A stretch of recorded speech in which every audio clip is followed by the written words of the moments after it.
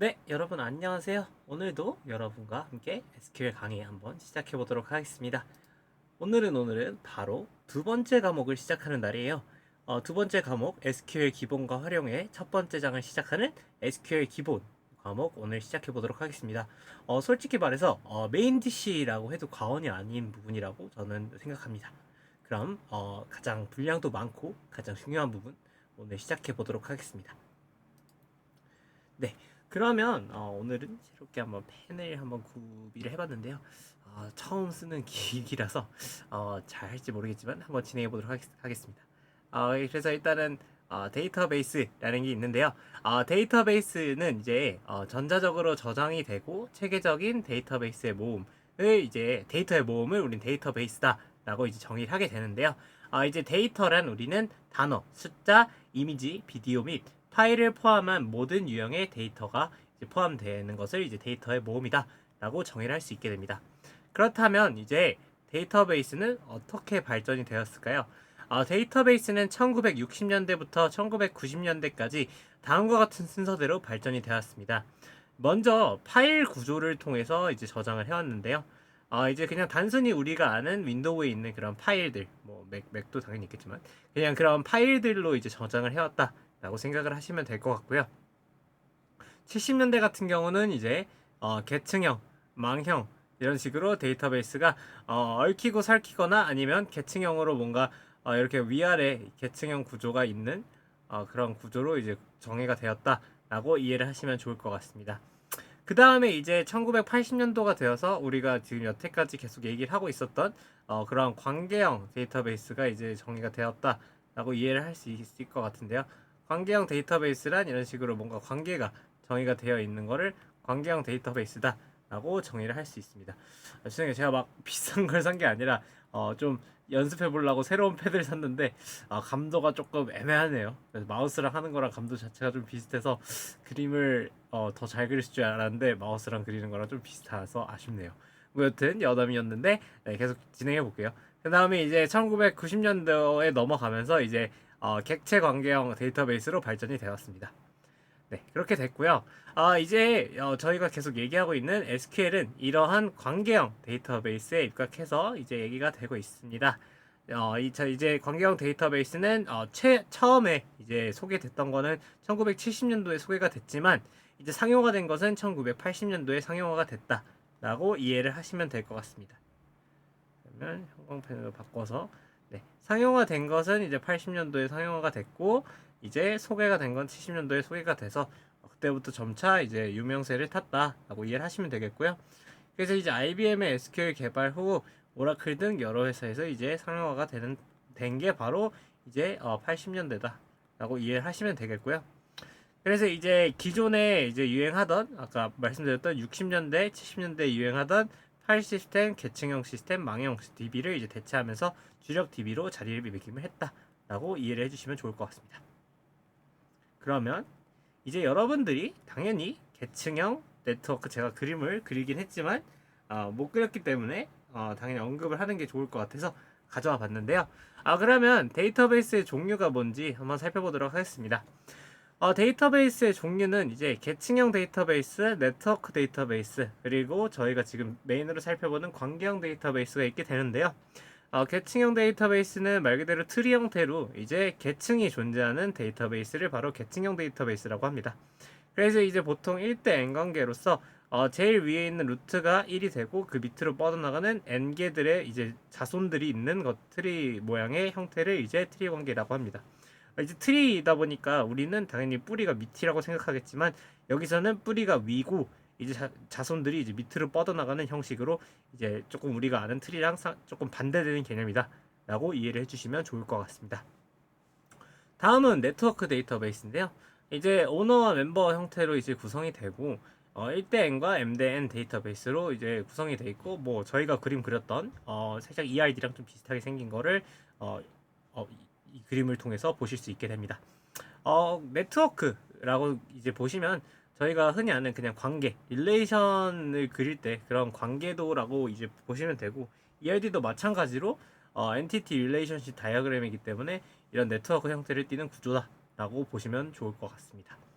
그리고 이제 관계형 데이터베이스 같은 경우는 이제 앞에서 제가 앞 강의에서 릴레이션을 정의를 해드렸죠. 이런 로우와 컬럼으로 구성된 테이블 구조로 이루어진 데이터가 바로 이런 관계형 데이터베이스다 라고 이해를 해주시면 좋을 것 같습니다. 그래서 이제 릴레이션으로 집합의 연산과 관계를 저장을 하는 것이 바로 관계형 데이터베이스고, 우리는 데이터를 이러한 관계형 데이터베이스로 저장하고 관리를 하는 것이 익숙해지고 유행을 타기 시작했다. 그게 바로 1980년도였다 라고 이해를 하면 좋을 것 같습니다. 네. 자, 그러면 이제 테이블이라는 개념이 나오는데요. 테이블은 릴레이션이랑 같았다라고 하는데 이제 많이 나오는 용어이기 때문에 다시 한번 강조 및 이제 주요 용어들을 한번 정리하고 가보겠습니다. 그러면 테이블이란 뭐냐면, 잠시만요. 혹시 넘어간 게 있나 한번 볼게요. 테이블이란 이제 관계형 데이터베이스의 핵심 구성 요소로 데이터를 구조화하는 2차원의 객체를 의미하게 돼요. 그래서 각 테이블은 특정 주제나 업무에 맞춰서 설계가 되면서 데이터의 집합을 나타내게 됩니다. 이제 하나의 데이터베이스는 하나 이상의 테이블을 포함할 수 있으며, DB 자체는 이제 하나 이상을 포함할 수 있죠. 여러 개의 릴레이션을 포함할 수 있었고, 이 테이블들은 특정한 구조로 이제 데이터를 저장하게 돼요. 우리가 뭐 물리적 데이터 구조를 어떻게 저장할지를 다 정의한다고 했잖아요. 그래서 이제 각각의 RDB의 기본 단위가 된다. 그래서 이제 정규화가 앞에서 중요하다라고 얘기를 했었고, 키도 이런 정규화를 정의를 하는데 매우 중요한, 뭐 함수적 종속성 이런 것들을 다 정의를 하는데 매우 중요한 역할을 하는 것을 지난 시간에 제가 강의 때 말씀을 드렸는데요. 이제 그런 단어들을 한 번 더 복수 차원에서 얘기를 하고 가겠습니다. 이제 정규화란 데이터 중복을 최소화하고 정합성을 높이기 위한 프로세스예요. 그리고 이제 그 정규화를 위해서 이제 저희가 가지고 가는 게 있는데, 정규화를 위해서라기보다는 테이블을 관리하기 위해서 저희가 정의를 해놓고 가는 키라는 값이 있는데, 그 중에서 이제 각 행을 고유하게 식별할 수 있는 컬럼 또는 컬럼의 집합, 왜냐면 두 개를 이제 하나의 기본 키로도 정의를 할 수 있기 때문에 칼럼의 집합이라고도 얘기를 하는데, 이제 그런 것을 바로 기본 키라고 한다. 그래서 테이블 내에서 각각의 레코드, 로우들을 구별하는 데 사용하는 것이 바로 기본 키다라고 정의를 할 수 있고, 그 다음에 외래키 같은 경우는 이제 다른 테이블과 기본 키를 매칭시켜서 두 테이블 간의 관계, 두 테이블 간에 이제 비교를 하고 서로 간에 이제 매칭해서 조회를 하기 위해서 생성하는 컬럼을 바로 외래키다라고 정의를 할 수 있게 됩니다. 그러면 이제 이 외래키를 좀 살펴봤는데, 그러면 이제 그 테이블 간의 관계는 어떻게 맺나요? 라고 이제 질문을 하실 수 있을 것 같습니다. 그러면 이제 테이블은 외래키를 통해서 서로 연결되어 복잡한 데이터 구조와 관계를 나타낼 수 있게 됩니다. 이러한 관계 설정은 데이터베이스의 데이터를 보다 효과적으로 관리하고 조회할 때 높은 유연성을 제공하게 됩니다. 테이블의 구조는 지난 시간에도 봤지만 다음과 같이 다양한 용어들로 정의가 됩니다. 이제 컬럼은 데이터 종류를 정의하는 세로줄을 나타내게 되고요. 다른 용어들로는 열, 필드, 속성, 영어로는 컬럼, 필드, 애트리뷰트 이렇게 용어들이 정리가 되게 됩니다. 그리고 테이블은 relation이라는 이름도 갖게 되고요. 그리고 이제 예를 들어서 고객 아이디, 이름, 주소들은 각 데이터의 속성을 나타내기 때문에 속성이라는 특징도 갖게 됩니다. 다음으로 로우 같은 경우는 이제 실제 데이터가 저장되는 각각의 데이터 값들을 나타내고요.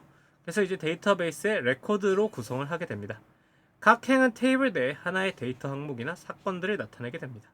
그래서 이제 행, 튜플, 레코드 이런 식으로 각각의 로우들이 정의가 된다 라고 이해를 해주시면 좋을 것 같습니다. 이제 본격적으로 그러면 SQL 이제 이번 장의 메인 디시로 들어가 보도록 하겠습니다.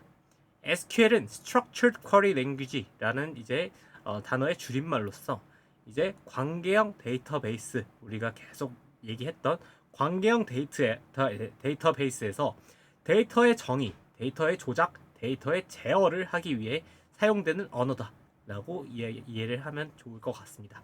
그러니까 이거는 우리가 구조화된 질의 언어라는 얘기인데요.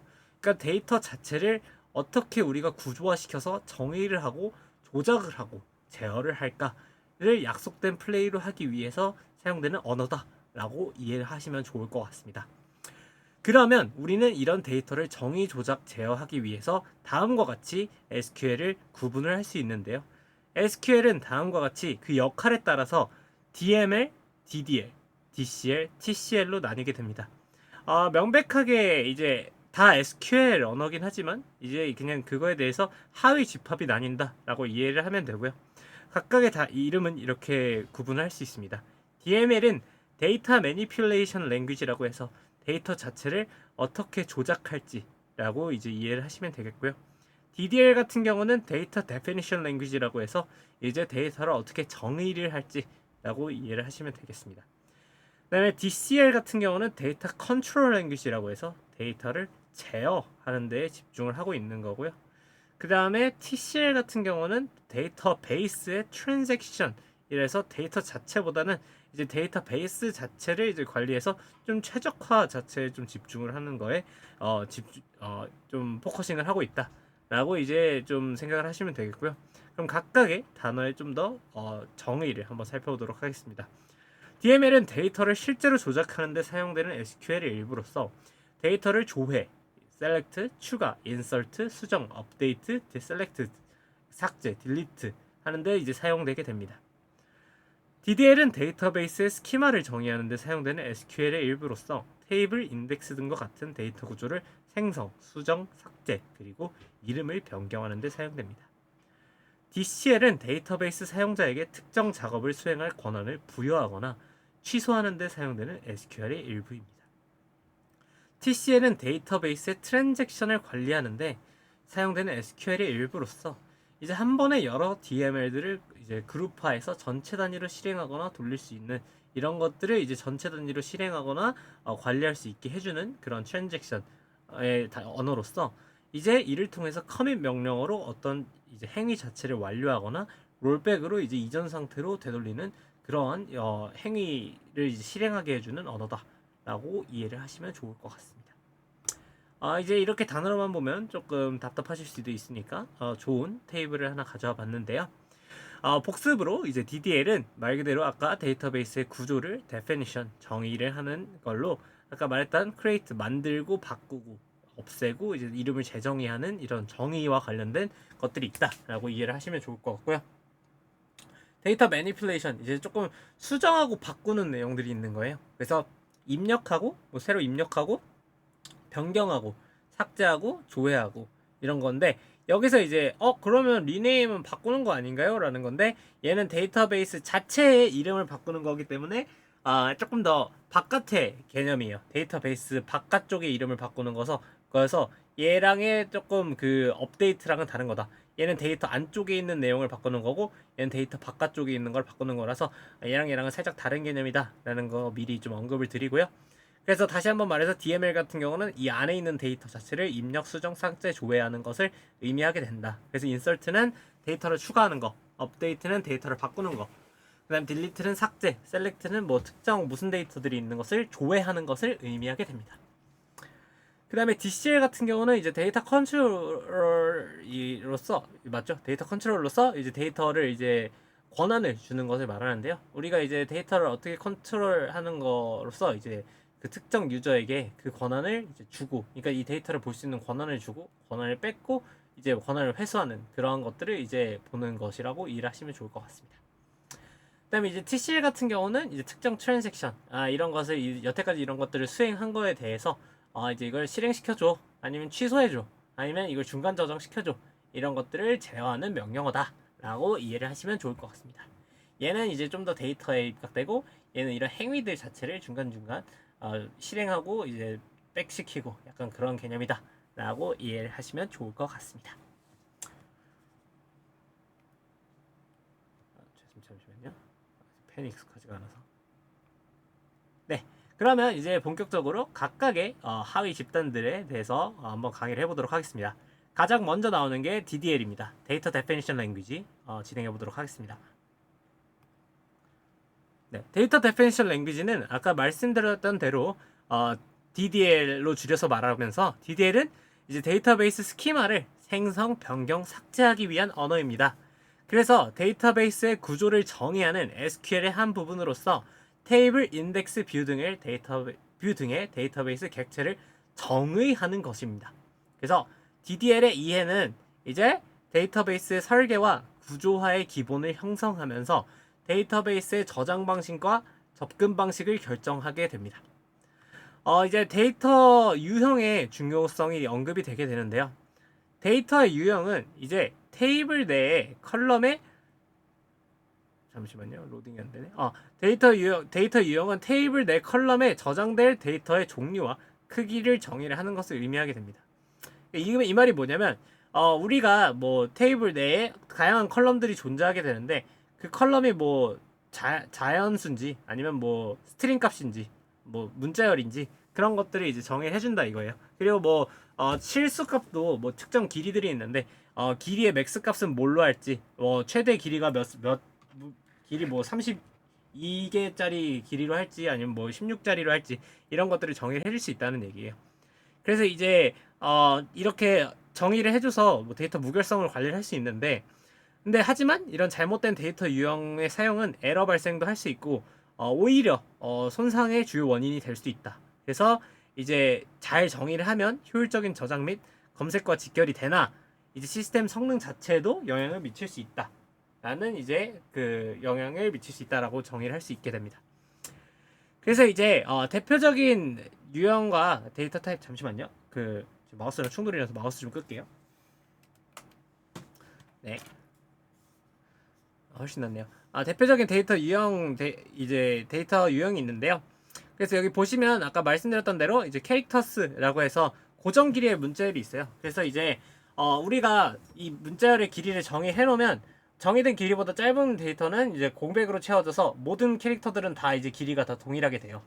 그리고 virtual이라고 해서 이제 이 variable 캐릭터라고 줄임말인데 그래서 가변 길이 문자열이라고 해서 할당된 변수값만큼 이제 바이트가 사용이 돼서 이제 그 공백이 데이터의 일부로 간주되는 이제 좀 더 아까보다는 조금 더 가변적인 캐릭터다라고 이해를 하시면 되겠습니다. 그 다음에 이제 numeric이라고 해서 이제 정수와 실수를 포함한 숫자 데이터고 이제 최대한의 한계값을 정의하게 되는 numeric이 있고요. 그 다음에 이제 daytime이라고 해서 날짜와 시간을 정의하는 객체가 있게 됩니다. 그래서 이제 오라클과 SQL 서버 간에는 단위 차이가 존재를 하게 됩니다. 이제 뒤에서 예시가 조금 있으니까 그걸 보면서 이런 것들이 이렇게 정의가 되는구나 라고 이해를 하시면 좋을 것 같습니다. 네, 그래서 DDL에는 아까 말씀드렸던 대로 뭐 create이 있고 그 다음에 뭐 다양하게 존재하게 되는데 데이터를 정의하게 되는 그런 갖가지 것들이 있게 되는데 이제 그런 것들에서 어떻게 정의를 하는지 한번 살펴보겠습니다. 먼저 가장 처음에 나오게 되는 것이 당연히 데이터를 쓰려면 데이터를 정의를 하는 create라는 이제 함수가 존재하게 됩니다. 그래서 우리는 테이블을 정의할 때 create table이라고 이제 정의를 하게 되는데요. 그래서 얘는 이제 새로운 테이블을 생성하게 되는데 사용을 하게 됩니다. 그래서 이 명령어를 사용할 때는 일반적으로 테이블에 데이터가 없는 상태로 시작을 하게 돼요. 그래서 우측에 먼저 예시로 먼저 보여드리고 개념으로 넘어가겠습니다. 보시면 이제 create table하고 테이블 명을 쓰게 돼요. 그래서 create table 뭐 학생이라고 하면 학생 테이블을 만드는 거고요. 그래서 학생 테이블을 만들 때 그럼 무슨 컬럼으로 만들래 하려면 이제 학생 아이디 뭐 이건 주소 아니면 학생 이름 약간 이런 식으로 컬럼 명들을 넣고요. 그리고 이제 데이터 타입을 이제 어떤 타입으로 할래 라고 쓰게 되는 거고 이 데이터 타입을 쓰고 그 다음에 이 디폴트 형식이 뭘로 들어갈지를 이제 정의를 하게 되는 겁니다. 그러면 이제 각각의 제가 여기 데이터 타입과 디폴트를 일부러 자세하게 말을 안 했는데 각각에 대해서 뭐가 들어가는지 한번 살펴보도록 하겠습니다. 자, 그럼 데이터 타입은 아까 앞에서 말씀드렸던 바로 그 데이터 유형이라는 값이 들어가게 됩니다. 데이터 타입은 SQL에서 데이터베이스의 컬럼의 유형을 정의를 하는데 사용이 되는데요. 숫자형 데이터 유형, 문자형 데이터 유형, 날짜 및 시간 데이터 유형 크게 세 가지로 정의가 됩니다. 숫자형 데이터 유형은 인티저, 그 다음에 데시멀, 그 다음에 플로트, 더블 이렇게 정의가 되는데요. 인티저는 말 그대로 정수, 그 다음에 데시멀은 십진수, 그 다음에 플로트는 실수, 그 다음에 더블은 이거보다 더 큰 실수 이렇게 이해를 하시면 좋을 것 같습니다. 그 다음에 문자형 데이터 유형 같은 경우는 아까 말했던 캐릭터 문자, 그 다음에 가변 문자, 그 다음에 실제로 모든 걸 다 허용하는 텍스트 완전 문자열 이렇게 이해를 하시면 되겠고요. 그 다음에 이제 날짜 및 시간 데이터 유형은 데이트 날짜, 시간, 그 다음에 날짜 시간 타임스탬프 날짜 시간 초까지 다 나오는 타임스탬프 이렇게 있다라고 이해를 하시면 좋을 것 같습니다. 그 다음에 이제 디폴트는 이제 앞에서 언급을 안 드렸는데 여기서 한번 살펴보도록 하겠습니다. 디폴트는 이제 컬럼에 대한 기본 값을 정의를 하는데 사용이 되는데요.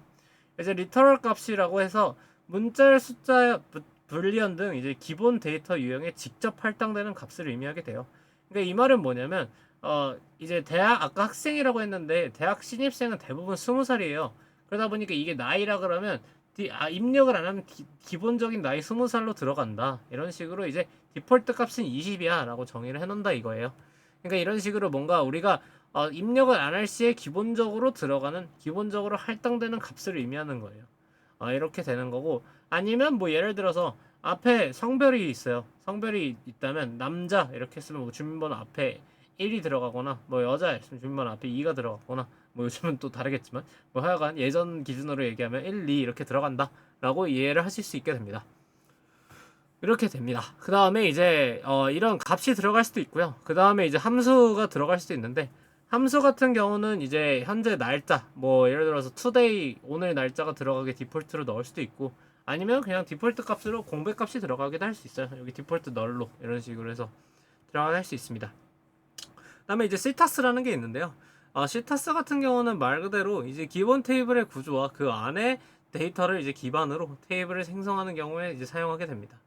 이제 셀렉트문을 통해서 그 테이블에서 원하는 데이터를 선택하고 그 후에 새로운 테이블로 생성하게 되는 것을 의미하게 되는데요. 이제 어디 예시를 제가 써놨는지는 모르겠는데 얘는 근데 보통 예시를 제가 안 써놨는데 시타스는 그냥 그거예요. 이제 기존의 테이블이 이미 있고 근데 이제 그 안에서 이제 이걸 기반으로 뭔가 다른 테이블을 만들고 싶을 때 그냥 얘를 참고해서 만들어줘 약간 이런 식으로 이해를 하시면 돼요. 그래서 이게 시타스 예시네요. 시타스는 이거예요. 그래서 보시면 이제 create 테이블 이게 새 테이블 그러니까 지금 보시면 원래 아예 깡으로 새로 만들 때는 create 테이블명 하고선 이게 따따따따 다 이렇게 정의를 해줘야 되는데 기존에 이미 테이블이 있었던 거잖아요. 그러니까 이미 있었으면 나는 이 기존 테이블에서 새로운 테이블을 만들어서 여기서 뭔가를 하고 싶어 라고 했을 때 이제 시타스를 써가지고 create table as select 해서 이 테이블에서 뭐뭐뭐뭐만 가져와서 사용하고 싶어 이럴 때 시타스를 쓰게 됩니다. 네, 이게 그거고요.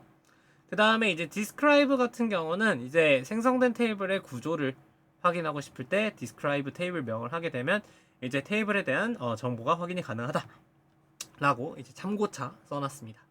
여기서 제일 중요한 거는 이제 create 테이블에 대한 정의와 그 다음에 이제 여기서 정의를 할 때 이런 식으로 정의가 된다. 그 다음에 이제 정의를 할 때 컬럼명 그 다음에 데이터 타입 이제 데이터 타입을 정의를 해주고 디폴트 값이 들어가는 식으로 정의를 한다 라고 이해를 해주시면 좋을 것 같습니다. 네, 그 다음에 이제 테이블을 생성할 때 조심해야 할 것들이 있어요. 조심해야 할 것들이 있는데 그것은 바로 이런 것들이 있습니다. 하나하나씩 살펴볼게요. 첫 번째로 테이블명 규칙이 있습니다.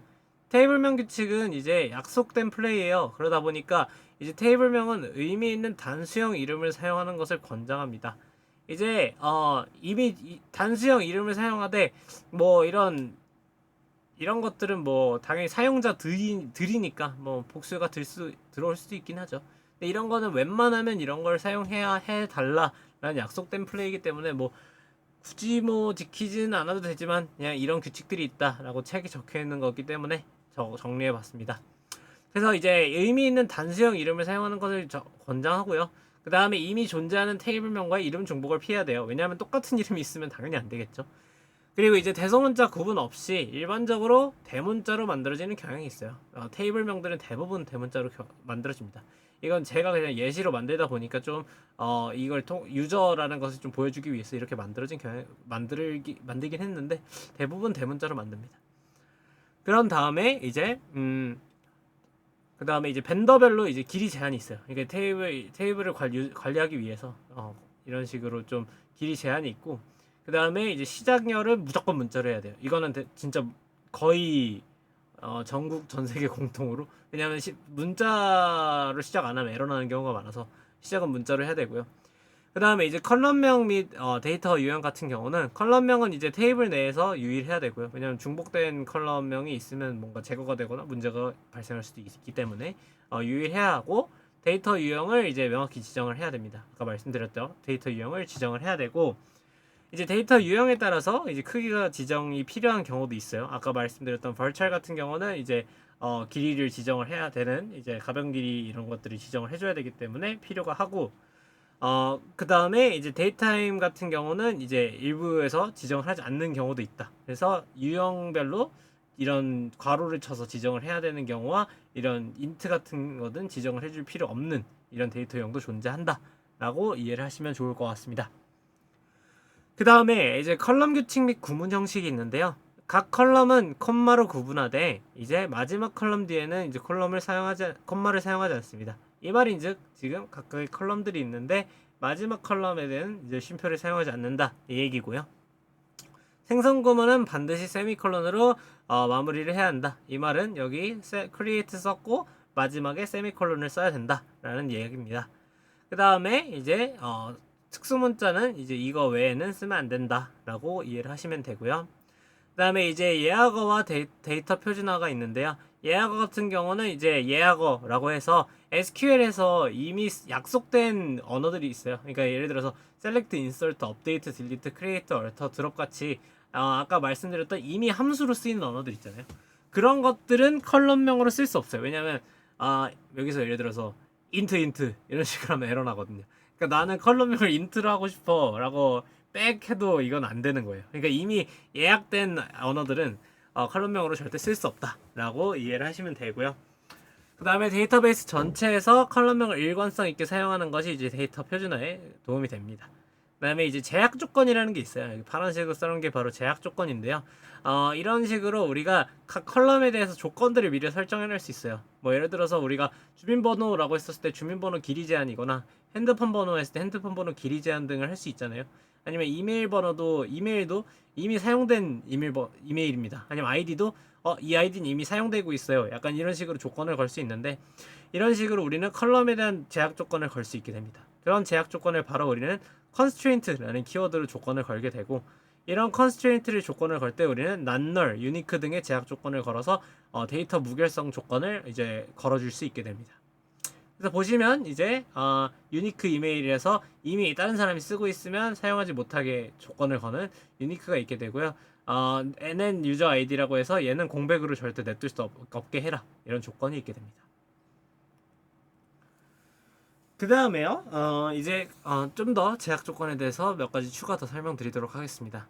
이제 제약 조건의 정의는 이제 데이터베이스에서 정확성과 무결성을 유지하기 위해서 테이블에서 설정할 수 있는 규칙을 말하고요. 크리에이트 테이블 문에서 제약 조건을 정해야 해서 데이터가 삽입되거나 수정될 때 특정 데이터가 특정 규칙을 준수하도록 강제할 수 있습니다. 이거는 이제 데이터의 무결성을 유지하기 위한 목적으로도 사용이 됩니다. 그래서 이제 제약 조건의 종류를 아까 앞에서 제가 말로는 몇 가지 설명을 드렸는데 이런 종류들이 있습니다. 첫 번째, 프라이머리 키가 있는데요. 프라이머리 키 같은 경우는 테이블의 각 행, 로우를 유일하게 식별하는 열의 집합을 의미하게 됩니다. 그래서 기본 키로 지정된 컬럼은 유니크 값이어야 되고 이제 널 값을 허용하지 않습니다. 그래서 예를 들어서 constraint 얘는 primary key야 라고 하면 얘는 unique하고 not null 조건을 한 거랑 같다. 이건 중요해요. 얘는 진짜 중요한 게 이 조건을 선언을 하면, 그러니까 primary key라는 조건을 선언을 하면 얘 조건 2개 선언한 거랑 같다 라고 이해를 하시면 될 것 같습니다. 네, 그 얘기였고요. 다음은 이제 unique key인데요. 유니크 키 같은 경우는 이제 컬럼의 모든 값이 유니크 해야 한다. 그 다음에 널 값은 고유 값에 위반하지 않으며 하나의 컬럼에 여러 가지 널 값이 있을 수 있다. 널 값은 이제 같은 값으로 인지가 되지 않고 그냥 비어 있는 값으로 인지가 되기 때문에 한 컬럼에 여러 가지 널 값이 있을 수 있다라고 이해를 하시면 되겠습니다. 이것도 객관식에 가끔씩 페이크로 나오긴 해요.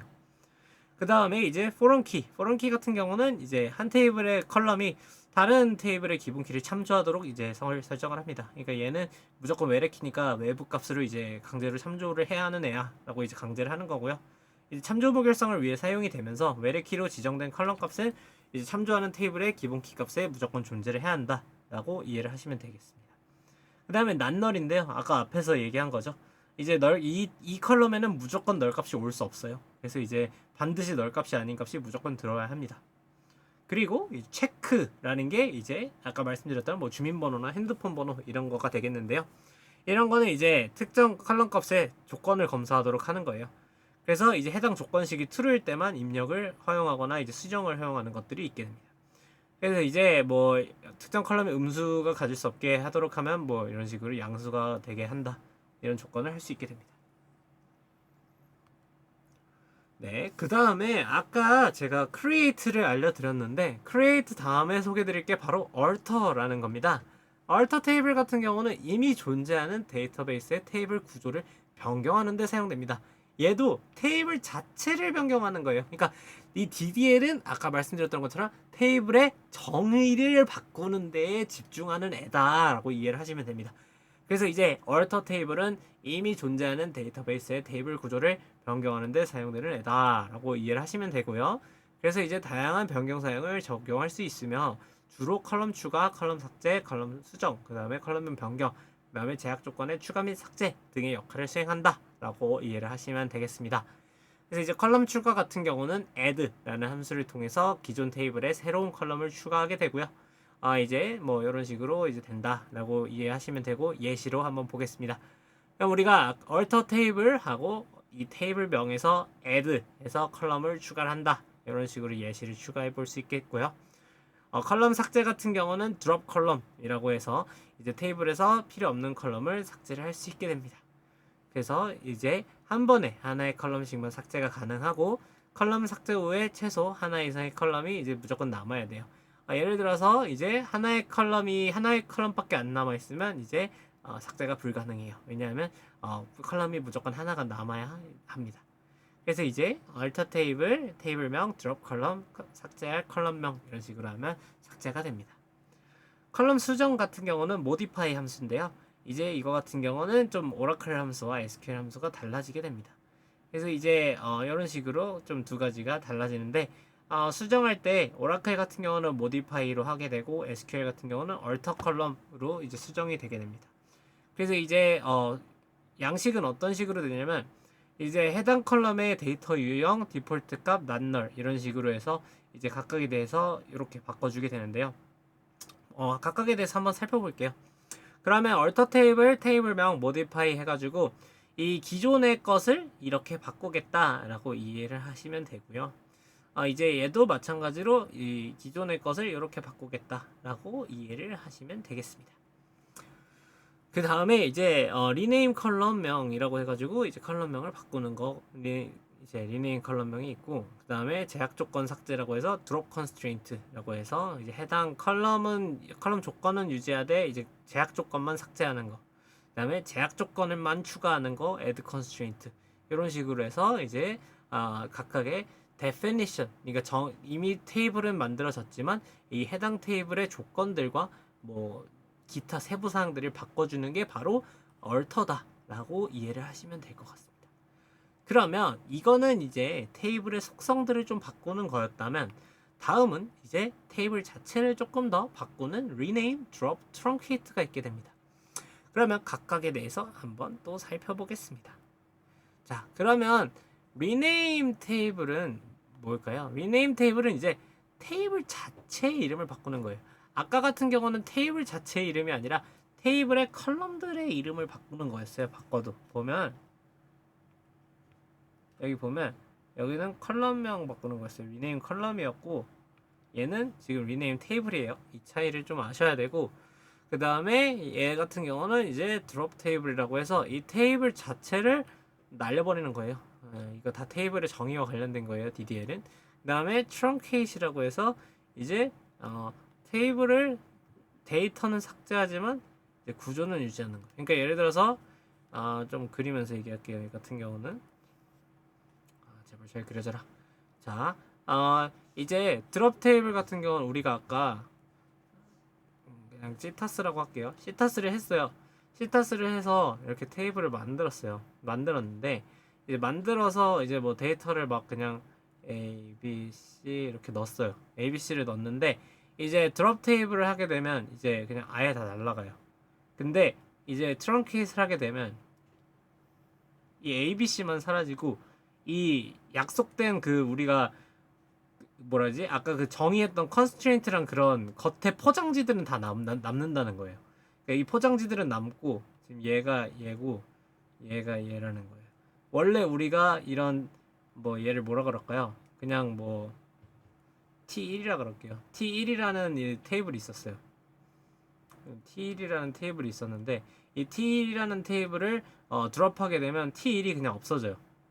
T1이 없어지고 얘는 그냥 T1은 있는데 T1은 있는데 그 안에 데이터만 이제 날아가는 거예요. 그 안에 있는 데이터만 날아가고 이제 그 윤곽은 유지된다. 좀 익숙해진 거예요. 글씨 좀 잘 쓴 것 같은데. 그 윤곽은 유지돼요. 네, 그런 얘기고요. 이제 각각에 대해서 조금씩 한번 더 자세하게 살펴보도록 하겠습니다. 네, 그러면 이제 리네임 테이블은 테이블의 이름을 변경하는 거라고 말씀을 드렸고요. 이제 오라클 같은 경우는 리네임 기존 테이블명 to 새로운 테이블명 이렇게 정의가 되고 SQL 서버 같은 경우는 이제 SP 리네임 이렇게 정의가 되게 됩니다. 그 다음에 이제 드롭 테이블 같은 경우는 이제 완전히 삭제를 하고 오라클에서는 드롭 테이블 이제 이런 식으로 되고 그 다음에 캐스케이드 컨스트레인트는 이제 테이블을 삭제하면서 모든 제약 조건도 함께 삭제를 해버린다 라고 이제 조건을 이제 정의하게 되는 식이고요. 그 다음에 이제 뭐 여기 SQL 서버 같은 경우는 드롭 테이블 해버리면 당연히 그냥 다 싹 다 날려버린다. 근데 오라클은 한 번 더 물어봄으로써 캐스케이드 컨스트레인트를 해줘야 이런 식으로 다 날라간다 라고 이해를 하시면 좋을 것 같습니다. 네. 그러니까 아까 말씀드렸던 것처럼 이제 SQL 서버 같은 경우는 이렇게 한 번에 날아가는데 오라클 같은 경우는 그래도 한 번 더 바지끄댕이 잡아준다라고 이해를 하시면 될 것 같아요. 예를 들어서 얘를 수행을 하지 않으면 요렇게 이거 죄송해요. 얘를 수행하지 않으면 이런 식으로 가고 근데 이제 캐스케이드 컨스트레인트를 해버리면 이제 제약 조건도 다 삭제를 해버려서 제약 조건도 삭제를 해서 이렇게 간다라고 이해를 하시면 되겠습니다.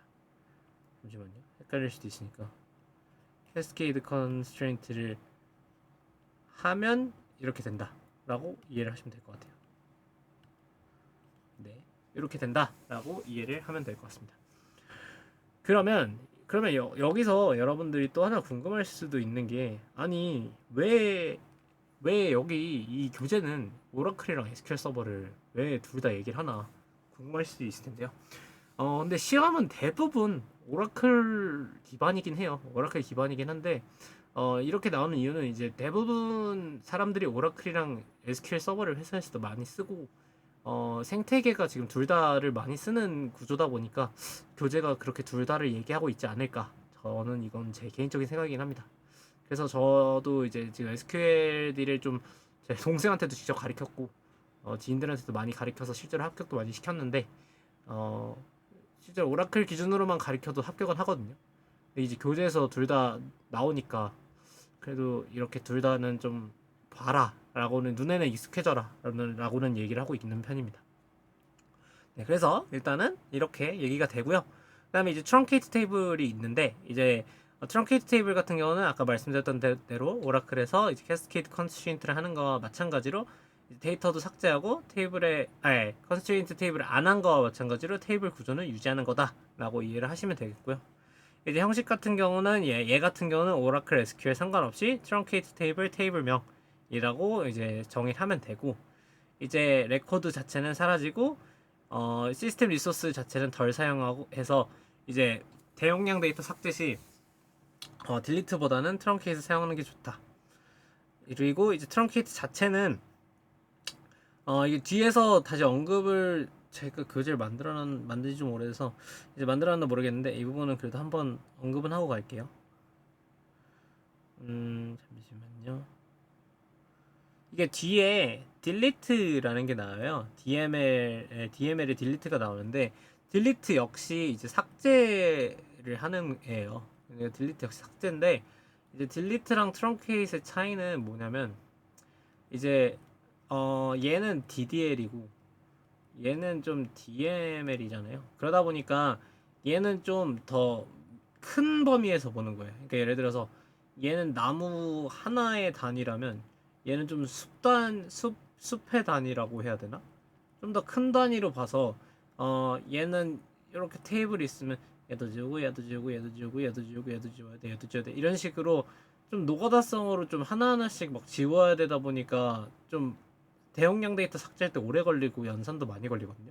근데 트렁케이트 같은 경우는 그냥 이 테이블 싹 다 잡아서 이 테이블 그 구조 빼고 다 날려 약간 이런 식으로 데이터베이스 테이블 자체의 구조로 접근을 하기 때문에 이 얘기예요. 그래서 시스템 리소스를 훨씬 더 덜 사용하고 대용량 데이터의 그 안쪽을 본다기보다는 겉에 포장지 빼고 그냥 다 날려버리라는 식으로 적용이 되기 때문에 이제 트렁케이트 사용하는 게 대용량 데이터 삭제할 땐 좋다. 하지만 이제 딜리트 같은 경우는 이런 내부적으로 조금 조심스럽게 접근을 하기 때문에 만약에 실수로 지워서는 안 되는 거를 이제 지웠을 때 다시 복원할 수 있는 방법이 있지만 얘는 다시 이렇게 복원을 지웠어도 나 이거 다시 살리고 싶은데 라고 하면 이제 이렇게 살릴 수 있는데 이제 만약에 얘 같은 경우 이렇게 날려버렸는데 이거는 이거는 근데 복원을 못할 수도 있다 라고 이제 이해를 하시면 되겠습니다. 네, 이건 좀 그래도 중요한 부분이긴 해서 한번 미리 언급을 드렸습니다. 그러면 이제 이렇게 DDL의 부분은 끝이 나게 되는데요. 그러면 이제 DML에 대해서 설명드리도록 하겠습니다. DML은 데이터 매니플레이션 랭귀지라는 부분입니다. 조작 언어입니다. 그래서 이제 DML이라고 해서 데이터를 조작하는 SQL 언어이고요. 주로 insert, update, delete, select가 있게 됩니다. 이제 제일 뒤에 우리가 transaction이라는 걸 배우게 돼요. 그래서 이제 DB 내에 하나의 그룹으로 처리될 명령문들을 모아놓는 단위 작업이에요. 그러니까 이거는 지금 모르셔도 되는데 계속 트랜잭션이라는 말이 조금씩 나와서 이제 미리 한번 언급을 드리기 위해서 한번 단어에 익숙해지라고 그냥 좀 얘기를 하는 거니까 지금 이해가 안 되시더라도 망했다 이렇게 생각 안 하셔도 돼요. 어차피 뒤에서 또 얘기할 거라서. 네, 그런 개념이고 그러다 보니까 이제 뭐 잠깐 가볍게 얘기를 하겠습니다.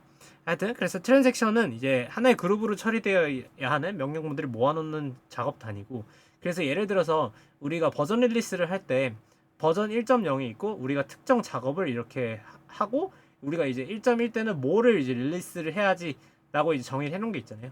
그럼 우리가 이제 그 작업을 이렇게 다 해놓고 이제 커밋을 하게 되는데 릴리스를 하게 되는데 이때 작업 우리는 특정 작업 단위 구간이라고 해서 이제 그걸 우리 트랜잭션이라고 정의를 하게 돼요.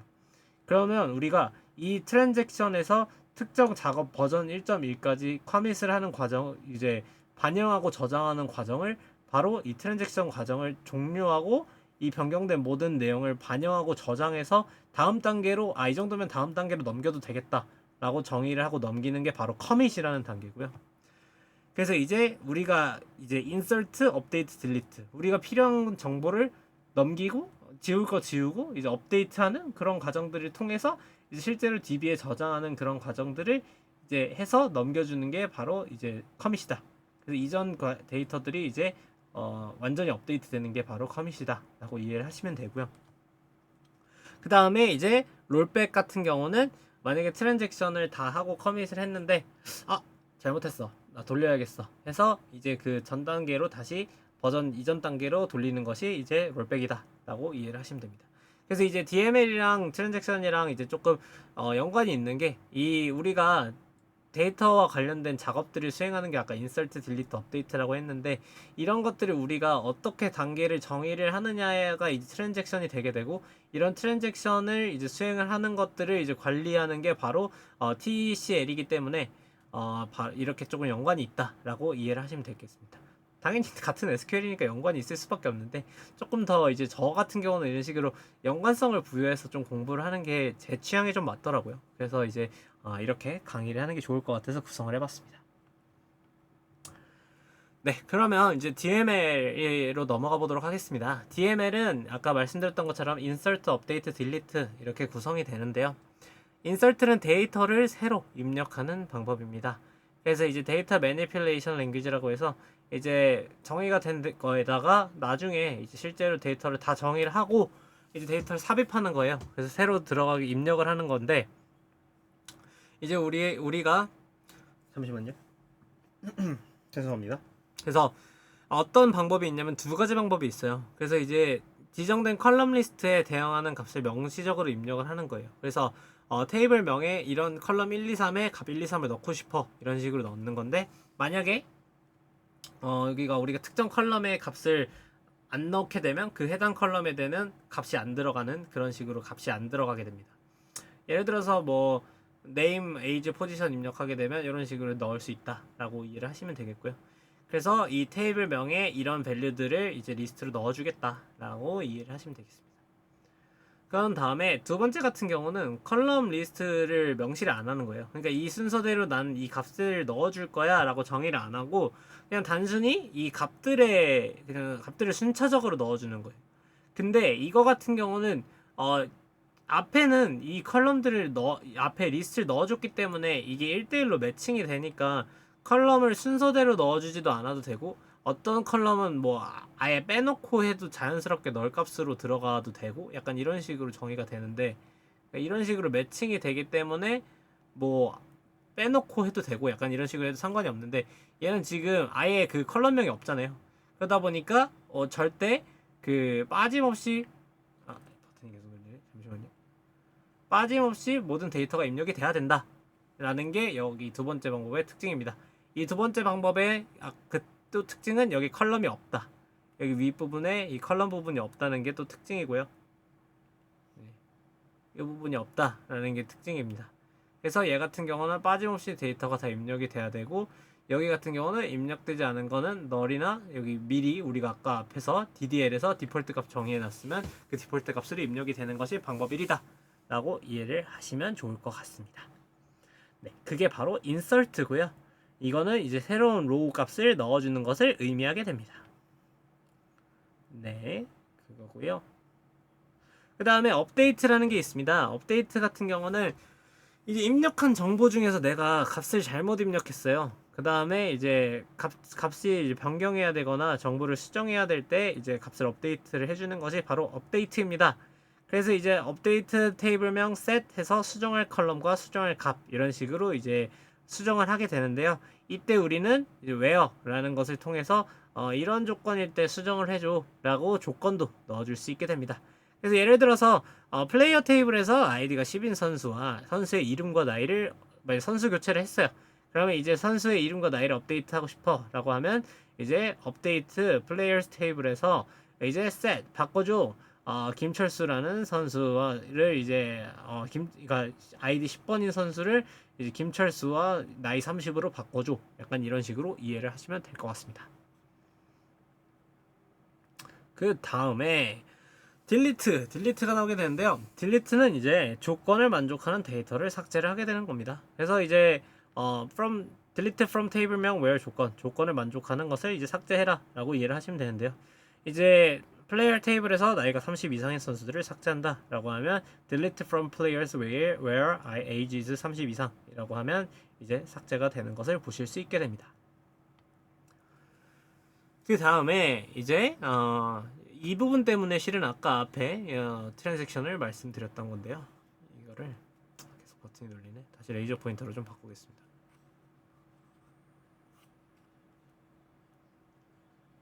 네. 그래서 이제 SQL별 트랜잭션의 차이가 있어요. 그래서 DML 작업과 트랜잭션 관리가 있는데, 오라클 같은 경우는 이 트랜잭션 처리를 할 때 DML 작업이 메모리 버퍼에 임시 저장되게 돼요. 그러니까 이런 것들이 임시로 저장이 되고, 이제 변경사항은 이제 커밋 명령을 실행을 하면 이제 데이터베이스에 영구적으로 변형이 돼요. 그래서 이제 또 이렇게 되면 롤백 명령을 통해서 취소를 언제든 할 수 있게 되고요. 이제 변경 확인을 위해서 이제 커밋 전에는 다른 세션의 변경사항을 볼 수 없고, 그 다음에 이제 변경사항은 트랜잭션 내에서 확인이 가능하다라고 이해를 하시면 좋을 것 같습니다. 반면에 SQL 서버 같은 경우는 오토 커밋이 기본 설정이에요. 그러니까 아까 말씀드렸던 내가 작업 중에 이런 것들을 하면서 이제 커밋 해야지 이러고서 커밋을 하는 게 아니라 얘는 인서트 하면 커밋 되고 뭐 딜리트 하면 커밋 되고 이런 식으로 자동 백업 시스템이 켜져 있다라고 이해를 하시면 되고요. 그래서 이제 DML 명령 후에 자동으로 보내지고, 그 다음에 이제 명시적으로 만약에 이것처럼 하고 싶으면 begin transaction을 앞에 선언을 해놓으면 이 오라클처럼 똑같이 작업이 된다. 그래서 이제 수동 트랜잭션 관리가 가능하다라고 이해를 하시면 될 것 같습니다. 그래서 이제 수동 트랜잭션 관리를 하면 커밋과 롤백을 사용해서 동일하게 관리가 가능하다라고 이해를 하시면 좋을 것 같습니다. 그래서 이런 점에서 지금 오라클과 SQL 서버가 차이가 있다라고 생각을 하시면 좋을 것 같습니다. 그러면 여기서 나오게 됩니다. 아까 말씀드렸던 거를 다시 한번 말씀을 드리게 되는데요. 바로 DML 딜리트와 DDL 트렁케이트의 차이입니다. 딜리트와 트렁케이트는 데이터베이스에 데이터를 제거하는 두 가지 기본 방법입니다. 이제 이 둘을 명백하게 구분을 하셔야 되는데요. 객관식에도 많이 나올 수 있는 문제입니다. 딜리트는 이제 DML에 속하게 됩니다. 이제 DML은 데이터를 조작하는 데 사용이 되며 데이터베이스의 구조를 변경하지 않고 데이터의 내용만 수정하거나 삭제를 하게 됩니다. 딜리트 명령은 테이블에서 하나 이상의 행을 조건에 따라 삭제를 하게 되고 이때 각 행의 삭제는 트랜잭션 로그에 기록이 되게 됩니다. 롤백이 이거 가능하고요. 아까 말씀드렸던 대로 DML이기 때문에 로그에 정보가 기록이 되게 됩니다. 그래서 딜리트로 삭제된 데이터는 롤백 명령을 통해서 복구를 할 수 있고요. 이는 트랜잭션 내에서 데이터의 무결성을 보장하게 되고 오류가 발생했을 때 원 데이터로 돌릴 수 있게 됩니다. 그리고 이제 시스템 부하가 발생하는데요. 이는 딜리트는 아까 말씀드렸던 것대로 각 행을 개별적으로 일일이 처리를 하기 때문에 각 삭제 연산에 대해서 로그를 다 만들고 이제 다 백업을 하기 때문에 대용량 데이터를 삭제할 때는 높은 시스템 부하를 줘요. 아까 다 말씀드렸던 부분이죠. 그 다음에 이제 트렁케이트는 아까 말씀드렸던 것처럼 DDL이에요. 더 높은 차원에서 숲 차원에서 얘기를 하는 거고 이제 그래서 테이블 데이터를 삭제하는 것이 주된 기능이지만 이제 테이블의 데이터 페이지를 직접 해제하고 초기화하는 저수준, 그러니까 좀 더 브로드한 개념에서 작업을 수행하는 것이기 때문에 DDL의 특성을 갖고 있습니다.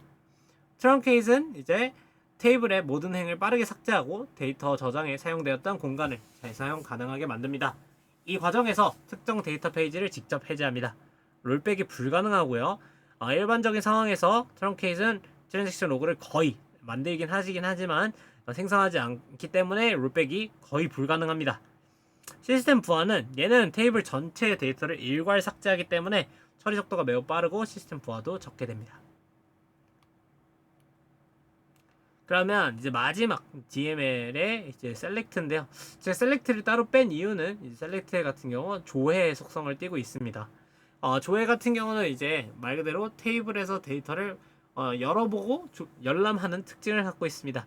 그래서 우리가 대부분 보는 SQL은 이거예요, 업무상.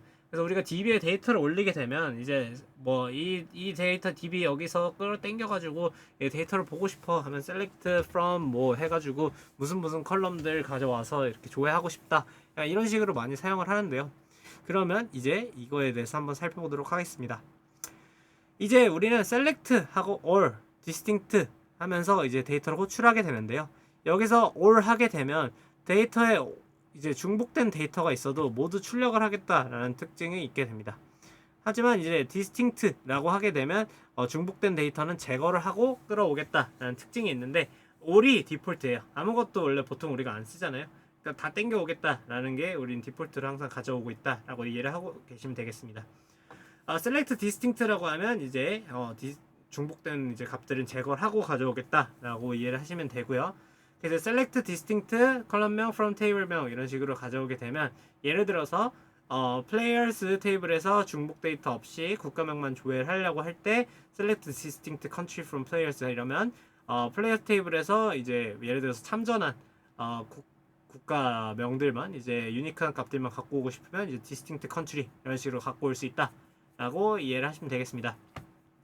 그 다음에 알리아스가 있는데요. 알리아스는 우리가 많이 보는 여기 as가 바로 알리아스라고 이해를 하시면 되겠습니다. 알리아스는 바로 별칭 지정인데요. 이제 별칭 지정은 다음과 같이 as라고 쓰게 됩니다. 그래서 select 컬럼명 as 별명, 이제 from table명 이런 식으로 쓰게 됩니다.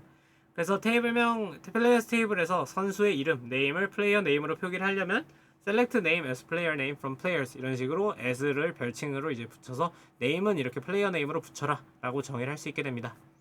다음은 이제 와일드 카드가 있는데요. 와일드 카드는 이제 이렇게 다음과 같이 asterisk 별 이렇게 해가지고 모든 컬럼을 다 가져와라 라는 의미로 사용되게 됩니다. 네, 그래서 이렇게 다음과 같이 select all from players 이런 식으로 갖고 오게 되고요. 그 다음에 뭐 여기는 없지만 from 하고 이제 테이블 명을 가져오면 그 해당 테이블 명을 가져와라, 테이블에서 가져와라 이런 뜻이 되고요. 네, 마지막으로 order by가 있는데요. order by 같은 경우는 이제 데이터를 오름차순, 내림차순으로 정렬해서 출력해라 라는 의미가 되게 됩니다. 그래서 이제 정렬 시점은 이제 앞에 거 다 하고 가장 마지막에 실행되는 게 order by라고 생각을 하시면 되고요. 얘 같은 경우는 좀 중요해요. 항상 그 order by는 뭐 뒤에서도 얘기를 하긴 하지만 order by의 정렬 시점 관련된 문제는 항상 매년 한 번씩은 나와서 이건 좀 강조하고자 하고요. 얘는 항상 모든 실행이 끝난 뒤 데이터를 출력하기 전 바로 전 시점에 이제 실행이 된다라는 거 한번 강조를 해보고자 합니다. 그래서 이 select distinct 컬럼명 from table명 이제 order by 컬럼명 이거 계속 발음이 안 돼요. descending 이렇게 되면 이제 컬럼명들을 이제 디스팅트한 것들을 가져오고 이제 얘는 디센딩하게 order by를 해라. 약간 이렇게 이해를 하시면 되겠고요. 그래서 이제 밑에 거 예시를 한번 보면 고객 테이블에서 고객 나이를 오름차순으로 정렬해서 조회해라 라고 보면 이제 나이 값만 이제 유니크한 값만 가져오면 되니까 select distinct age from customer table에서 가져오고 order by age 그 다음에 ascending 오름차순으로 해라 했으니까 ascending 이런 식으로 하면 되겠죠. 그 다음에 이제 연산자라는 게 있는데 이제 얘는 그냥 여기 셀렉트의 일환으로 그냥 소개를 해드리는 거예요. 그러니까 이제 여기 같은 경우 이 셀렉트에 여기 연산자도 같이 올 수 있다라고 이제 생각을 하시면 됩니다. 잠시만요. 버튼이 눌렸네.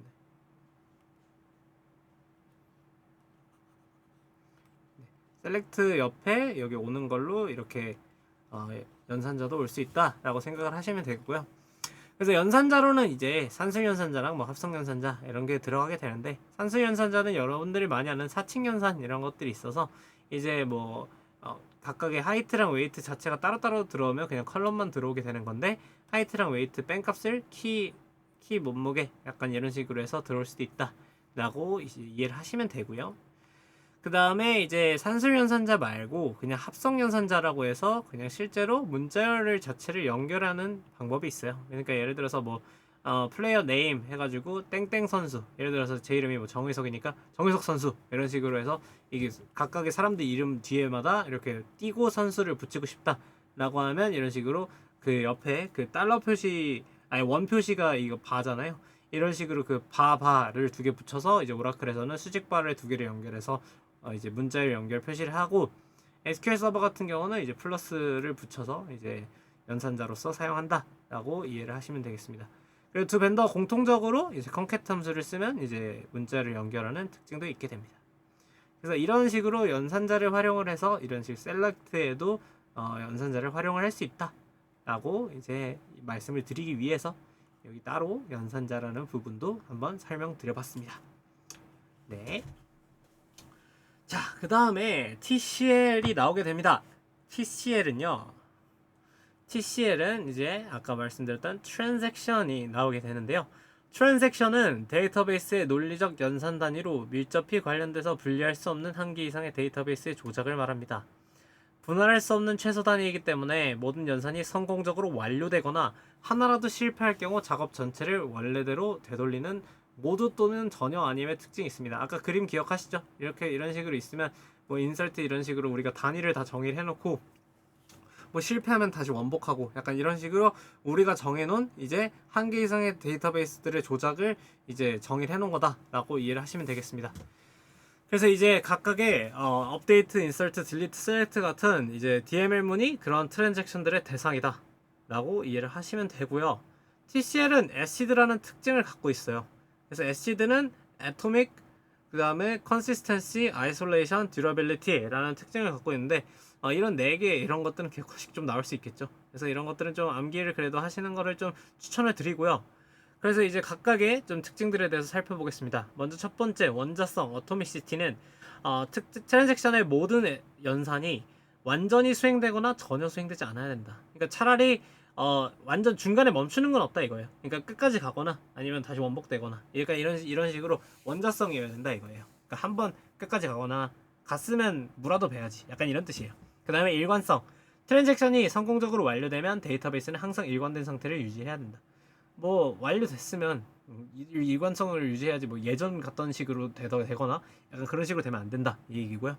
그다음에 아이솔레이션 고립성은 동시에 실행되는 여러 트랜잭션은 서로 간섭하면 안 돼요. 서로 따로따로 놀아야 된다는 얘기고요. 그다음에 듀러빌리티는 이제 트랜잭션이 성공적으로 완료되면 영구적으로 반영되고 저장돼야 된다라는 이야기입니다. 네, 그 얘기고요.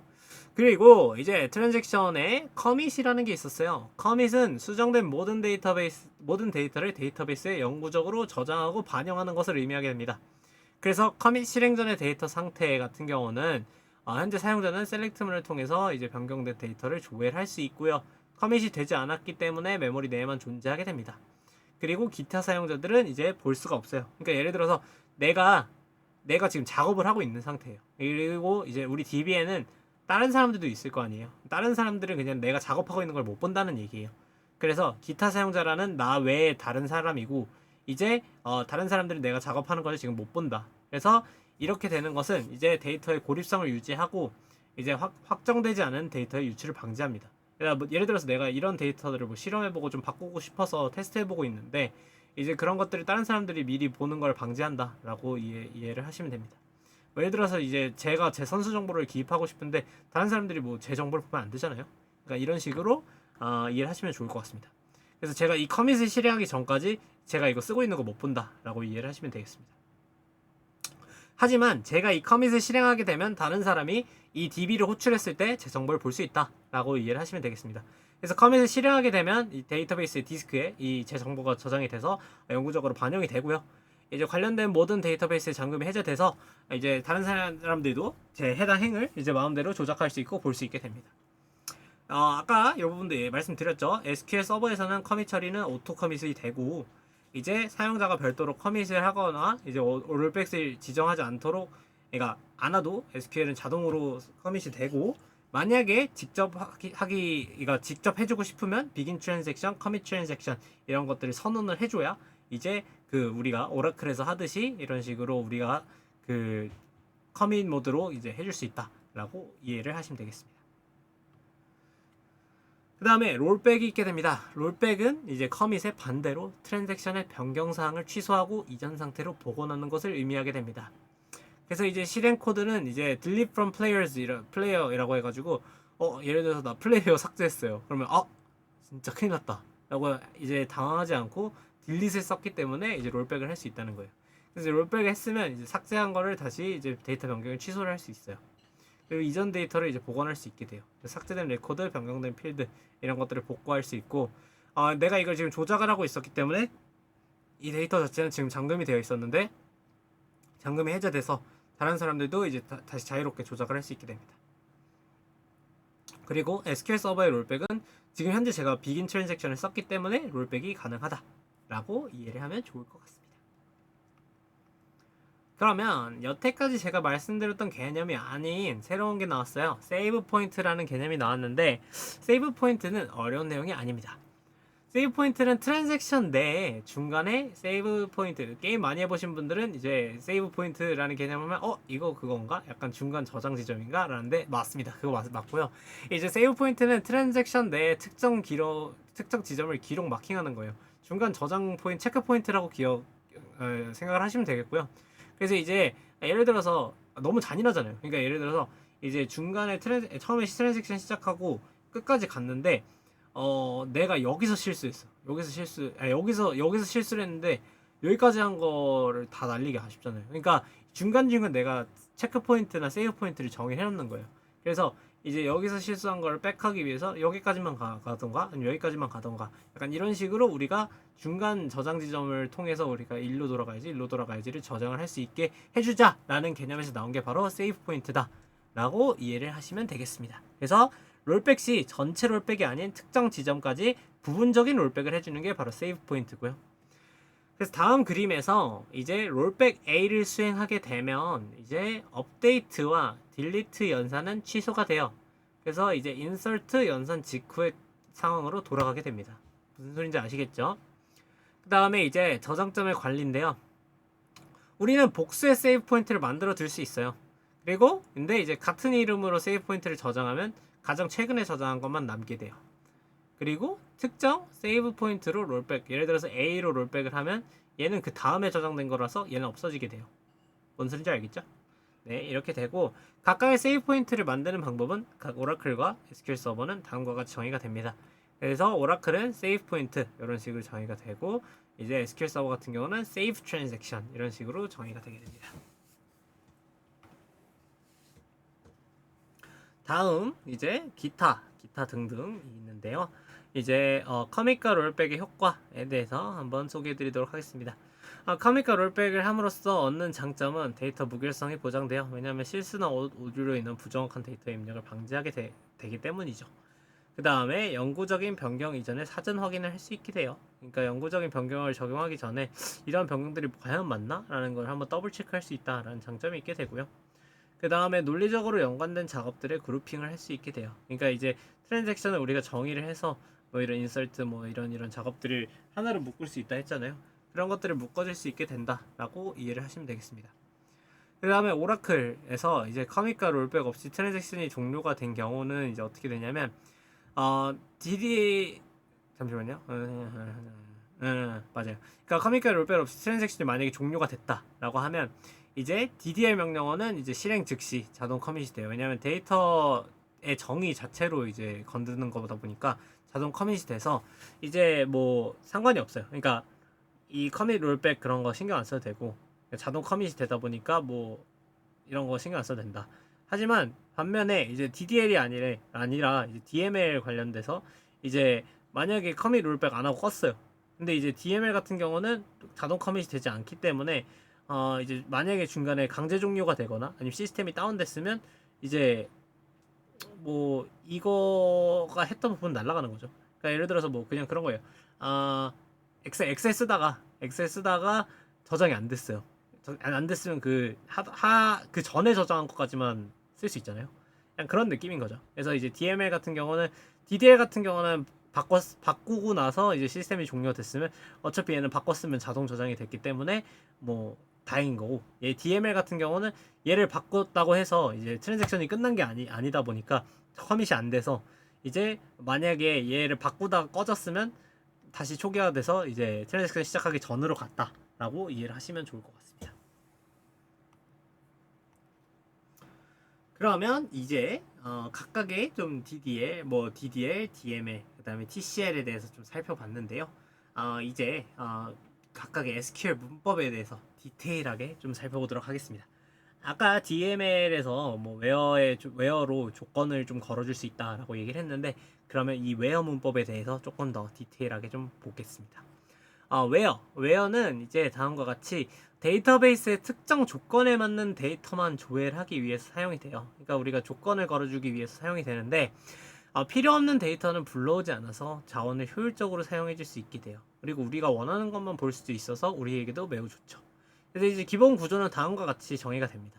아까 말씀드렸던 것처럼 select 해가지고 distinct all 컬럼명하고 alias 이런 식으로 호출이 되고, where 컬럼명하고 연산자 뭐 몰라몰라 해서 조건을 걸 수 있다라고 이제 설명이 되고요. 여기도 마찬가지로 컬럼명 연산자로 조건을 걸기 때문에 연산자가 나오게 됩니다. 그러면 연산자에는 정확히 뭐가 있냐? 아까는 연산자가 이제 사칭 연산이랑 그 다음에 문자열 붙이는 연산만 소개를 해드렸었는데, 이제 연산자 종류에는 이제 조건을 거는 연산자다 보니까 비교 연산자, equal이랑 뭐 부등호 연산자들이 있고, 그다음에 SQL 연산자라고 해서 뭐 between, in, like, is, there 이런 것들이 나오게 돼요. 그럼 between 같은 경우는 이제 A와 B의 사이값 이런 것들을 묻게 되고, 이는 이제 이런 리스트 안에 있는 값 중에 하나다라는 조건이 있게 되고, like는 이제 퍼센트 이러면 이제 김으로 시작하는 김씨성을 가진 사람, 약간 이런 식으로 문자 패턴과 일치하는 거를 묻게 되고, isNull이면 실제 널 값인 거, 약간 이런 식으로 이런 문자열로 약속된 플레이에 맞는 SQL 연산자 조건을 묻게 됩니다. 그 다음에 이제 논리 연산자가 나오게 되는데, 하나의 조건이 아니라 여러 개의 조건 또는 부정적 이거에 대한 not 조건을 통해서 논리적인 불리한 연산자를 이제 정의를 해주게 됩니다. 그래서 뭐 이거 또는 이거 그리고 그다음에 이거 아닌 이렇게 조건이 들어가게 되고요. 그다음에 뭐 not이랑 거의 똑같은 부정연산자, 이것도 다 not이라는 얘기고요. 아니다, 아니다, 아니다, 아니다, 아니다, 이렇게 정의가 돼서 25살이 아닌 거, 이런 식으로 조건들이 들어가게 됩니다. 이제 와일드 카드가 조금 익숙하시지 않으신 분들이 있을 것 같아서 조금 더 부연 설명을 가져와 봤는데요. 와일드 카드 같은 경우 이제 퍼센트와 언더라인이 두 개가 있습니다. 뭐 그 외에도 와일드 카드가 있는데 SQL에서는 이 두 가지만 사용이 가능하고요. 그래서 이제 퍼센트 같은 경우는 이제 0개 이상의 문자, 그 다음에 이제 그러니까 0개, 그러니까 뭐든지 어떤 거든 다 들어가도 된다. 그러니까 김만 들어가도 되고, 뭐 더 여러 개 훨씬 더 많이 들어가도 김 아무 개 뭐 머시기 더 길어도 된다 라고 이해를 하시면 되고, 언더라인은 이제 언더바 같은 경우는 진짜 하나만, 뭐 이렇게 하나면 뭐 김구 아니면 김률, 약간 이런 식으로 한자만 들어가야 된다라고 이해를 하시면 되겠습니다. 그 다음에 이제 얘도 어느 정도 중요한데요. 연산자의 우선순위예요.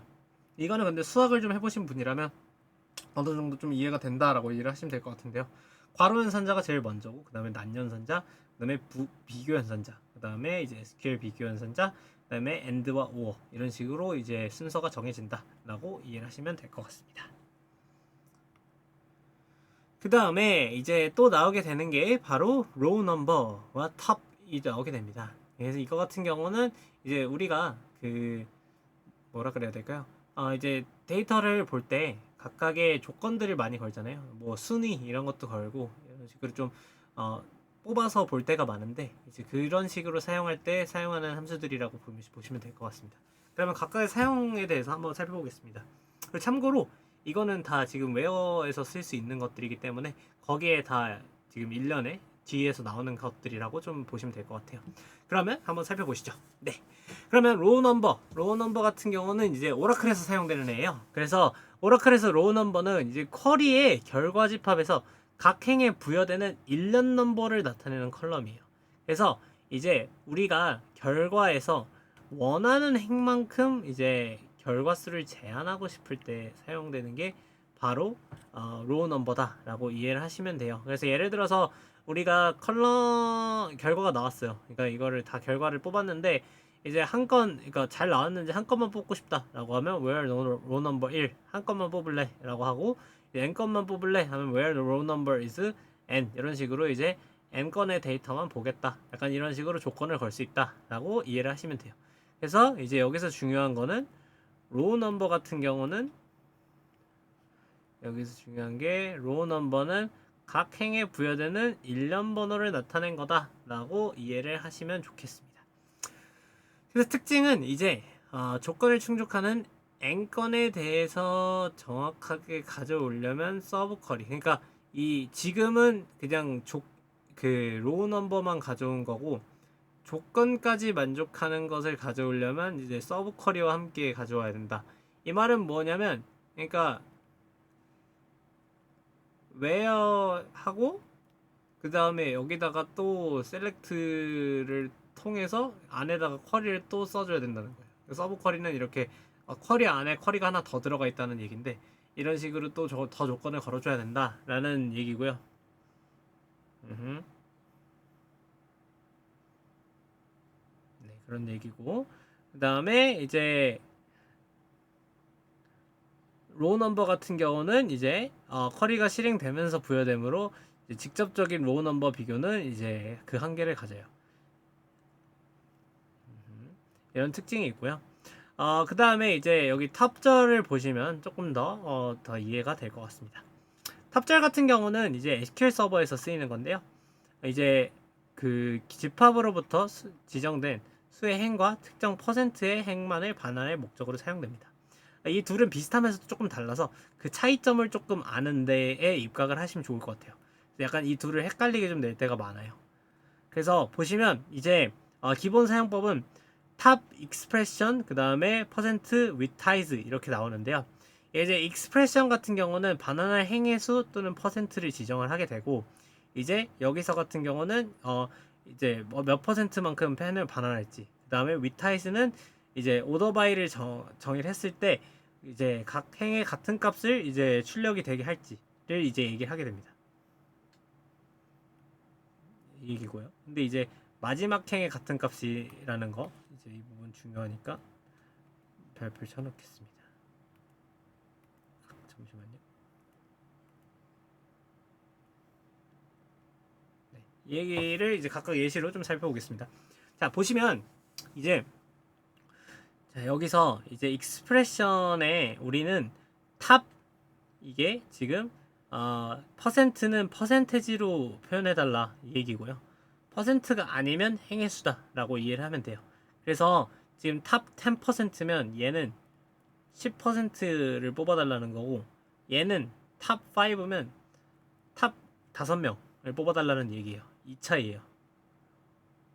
얘는 탑 5 5명 뽑아달라는 거고, 얘는 탑 10% 뽑아달라는 차이고요. 그 다음에 이제 여기서 그 또 차이는 위타이즈라는 게 있어요. 그러니까 위타이즈는 마지막에 우리가 지금 뭐 10%가 됐던 5명이 됐던 이제 뭐 쭉쭉쭉쭉 쭉쭉쭉쭉쭉쭉 쭉쭉쭉쭉 하고 데이터가 나올 거 아니에요. 그러면 이제 마지막에 동석차가 있다고 할게요.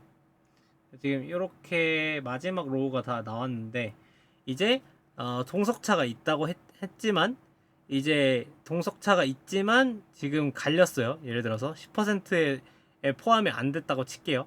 10%에 포함이 안 됐으면 얘는 여기서 잘려요. 하지만 위타이즈라고 하면 동석차가 예를 들어서 3명이 있다 그러면 이 3명까지 다 포함을 시켜서 다 적어주는 거예요. 이 위타이즈를 선언을 하면 동석차 있는 애까지는 다 정보를 줄게. 그러니까 탑 5를 했었어도 탑 5등까지니까 동석차에 있는 애들은 다 5등까지 포함시켜 줄게. 약간 마지막 5에 포함된 걸로 쳐줄게. 마지막 5로 포함시켜 줄게. 이게 위타이즈를 선언하면 이렇게 선언해 줄게. 약간 이렇게 이해하면 됩니다. 이게 위타이즈다. 동석차라고 이해를 하시면 됩니다. 네, 이런 식으로 지금 보셨던 SQL 서버 같은 경우는 탑 함수를 통해서 이런 조건들을 통해서 좀 더 자세하게 특정 행위나 퍼센트에 대해서 이제 반환을 목적으로 선언할 수 있게 되고요. 로우 넘버 같은 경우는 이제 각각에 대해서 좀 더 실제로 반환된 결과에 대한 로우의 넘버, 로우의 자체 행의 그 숫자만을 나타내는 것에 목적을 갖고 있습니다. 그래서 뭔가 얘는 그 자체의 숫자기 때문에 그 숫자 자체의 의미를 부여하려면 기본적으로 다른 쿼리랑 함께 사용을 해야 되고, 얘는 뭔가 그 자체로도 뭔가 비율이랑 동석차까지 포함을 할 수 있기 때문에 살짝 다르게 쓰인다 라고 이해를 하시면 좋을 것 같습니다. 네, 다음은 이제 SQL 함수에 대해서 한번 살펴보도록 하겠습니다. SQL 함수 같은 경우는 이제 데이터베이스 내에서 데이터를 어떻게 조회, 변환, 계산 이런 식으로 이제 사용될지 미리 정의된 연산들로 데이터를 처리하는 SQL 쿼리의 효율성과 간결성을 높이기 위해 설계되었고요. 이제 SQL 함수는 다음과 같이 미리 정의가 되어 있습니다. 그래서 단일행 함수, 다중행 함수, 변환형 함수, 그다음에 널 처리 함수, 조건 표현식 이렇게 정의가 되어 있는데요. 단일행 함수 같은 경우는 이제 각각의 데이터 행에 대해서 독립적으로 작용하면서 각 행마다 하나의 결과를 반환하게 됩니다. 주로 이제 문자열 처리를 하고 수치 계산 등의 기능을 수행하고요. 다중행 함수 같은 경우는 이제 여러 행의 데이터를 기반으로 단일 결과를 생성하는 것을 목적으로 합니다. 집계 함수나 윈도우 함수를 이제 의미하게 됩니다. 다음으로 변환형 함수 같은 경우는 데이터의 형태나 유형을 변환하는 것을 목적으로 합니다. 그리고 이는 데이터의 포맷을 변경하거나 데이터의 유형을 다른 유형으로 캐스팅할 때 사용이 되고요. 널 처리 함수는 이제 널 값을 어떻게 바꿔줄지 사용하는 함수. 근데 이제 어떻게 바꿔주는지 이제 그러니까 어떻게 대체하거나 이를 어떻게 처리를 해줄지 사용되는 함수다라고 이해를 하면 되고요.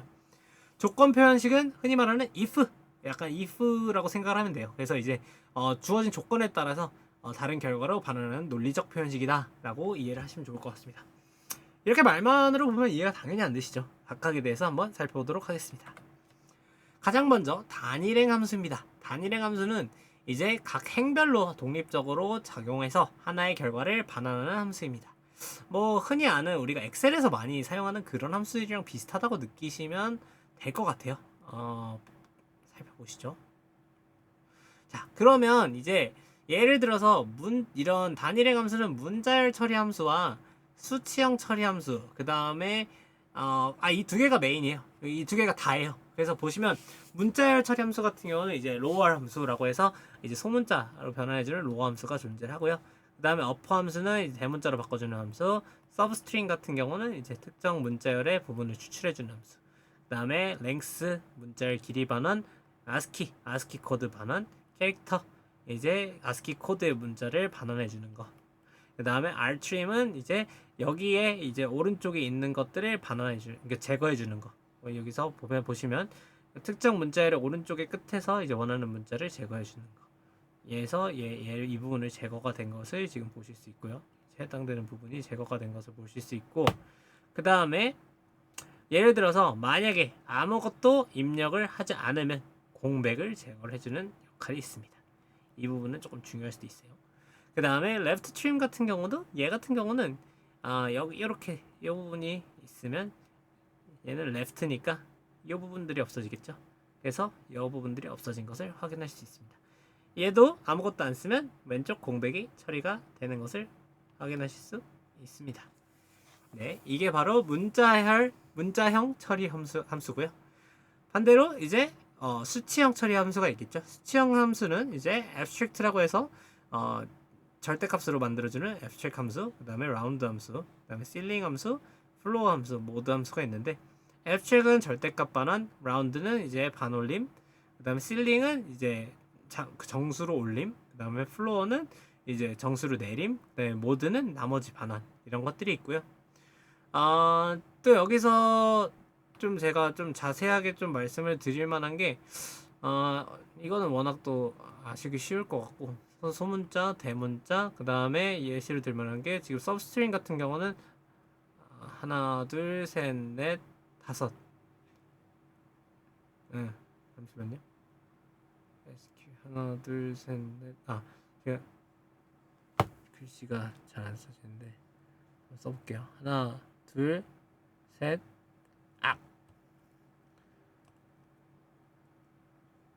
셋, 도전, 셋, 포기. SQL이 3이고 그 다음에 옆에 공백 있고 그 다음에 4가 공백, 그 다음에 2가 5잖아요. 그러면 5부터 시작해서 지금 요렇게 EXP가 5부터 시작해서 세 글자를 이제 가져와라. 이게 그 의미입니다. 네. 작은 글씨를 무슨 지금 감도가 떨어지는 펜이라서 거기 아쉽네요. 네, 그래서 EXP가 이렇게 5부터 시작해서 3개를 가져와라 해서 가져온 거고요. 랭스는 길이 가져와라, 캐릭터는 이렇게 해서 가져와라. 그래서 아까 rtrim은 오른쪽에서부터 시작해서 요거 값을 제거해라. 그래서 디폴트 값은 공백 값이라서 여기서 아무것도 입력 안 하면 공백이 제거된다 라고 이해를 하시면 되고요. 그러면 만약에 또 trim이라는 함수가 있어요. 그러면 trim의 값은 어떻게 되냐 하는 걸 제가 직접 돌린 결과를 가져왔습니다. 그래서 만약에 트림 같은 경우는 이제 양쪽 다 제거가 돼요. 제가 실험을 해보니까 책에 안 나와 있더라고요. 그래서 실험을 해보니까 이제 R트림과 레프트림이 동시에 적용이 돼서 다 날아가게 되는 것을 확인을 해봤습니다. 그 다음에 여기도 직접 다 실험을 통해서 이제 마지막 끝에가 없어지는 것을 확인을 했고요. 여기도 여기 끝에가 없어지는 것을 확인했습니다. 네. 그 다음에 이제 다중행 함수라는 게 있었어요. 아까는 이제 단일행, 각각의 행들에 대해서 적용이 되는 거고, 다중행 함수는 쉽게 말해서 여러 행의 데이터를 이제 집계해주는 거다라고 이제 생각을 하셔도 될 것 같아요. 그래서 여러 행의 데이터를 기반으로 하나를 만드는 거예요. 여러 행들이 이렇게 여러 개가 있으면 그거를 이제 요약해서 하나로 만들어주는 집계함수다라고 생각을 해주는데, 이제서 이제 이름이 딱 집계함수가 바로 나오죠. 집계함수가 있고, 그거 말고도 윈도우 함수라는 게 있어요. 윈도우 함수는 이제 우리가 특정 윈도우라는 걸 정의를 해서 그 윈도우에 해당하는 이제 값을 만들어 준다라고 해서 이제 윈도우 함수인데, 이제 얘랑 다른 거는 집계 함수는 하나의 테이블을 전체로 이제 값을 뱉는데, 이제 윈도우 함수 같은 경우는 테이블이 이렇게 전체가 조금 더 크게 있으면 윈도우는 그 테이블 자체의 일부다. 우리가 조건을 어떻게 거느냐에 따라서 그 일부가 돼서 이제 일부분이 이렇게 정의가 되고 또 일부분이 정의가 돼서 그 조건에 따라서 윈도우가 다르게 정의가 된다 라고 이해를 하시면 되겠습니다. 근데 이 윈도우 함수는 어차피 다음 챕터에서 또 자세하게 나올 거기 때문에 크게 걱정을 안 하셔도 돼요. 그냥 이런 함수들이 있다 라고 가볍게 지금은 소개해드리는 느낌이니까 네, 너무 걱정하지 않으셔도 됩니다. 제가 어차피 다 다루겠습니다. 네, 그렇고요. 그래서 일단은 집계함수 같은 경우는 이제 sum이라고 해서 그 해당 컬럼에 대한 합계, 평균, 개수, 그다음에 max, 큰 값, 작은 값 이렇게 이해를 하면 되고요. 윈도우 함수 같은 경우는 이제 해당 윈도우의 로우 넘버에서 이제 오더 바이 해당 컬럼 네임에 이 컬럼들이 있으면 이제 그 컬럼을 오름차순이든 내림차순이든 오더를 하고 그 컬럼의 로우 넘버를 이제 정의를 한 거죠. 그래서 그 컬럼의 그거별로 로우 넘버를 정의를 했다라고 이해를 하시면 좋을 것 같습니다. 그래서 이제 얘를 우리는 뭐 특정 컬럼으로 새로 정의를 하거나 할 수 있습니다.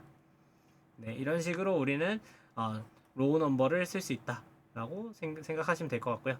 그 다음에 마찬가지로 이제 랭크라는 게 있어요. 랭크 같은 경우는 이제 우리가 이 컬럼 네임에 예를 들어서 마찬가지로 이 컬럼 네임으로 오더바이를 하고 나서 이걸로 랭크를 매겨서 이제 뭐 어떤 새로운 컬럼으로 사용하겠다. 약간 이런 식으로 사용할 수 있게 됩니다.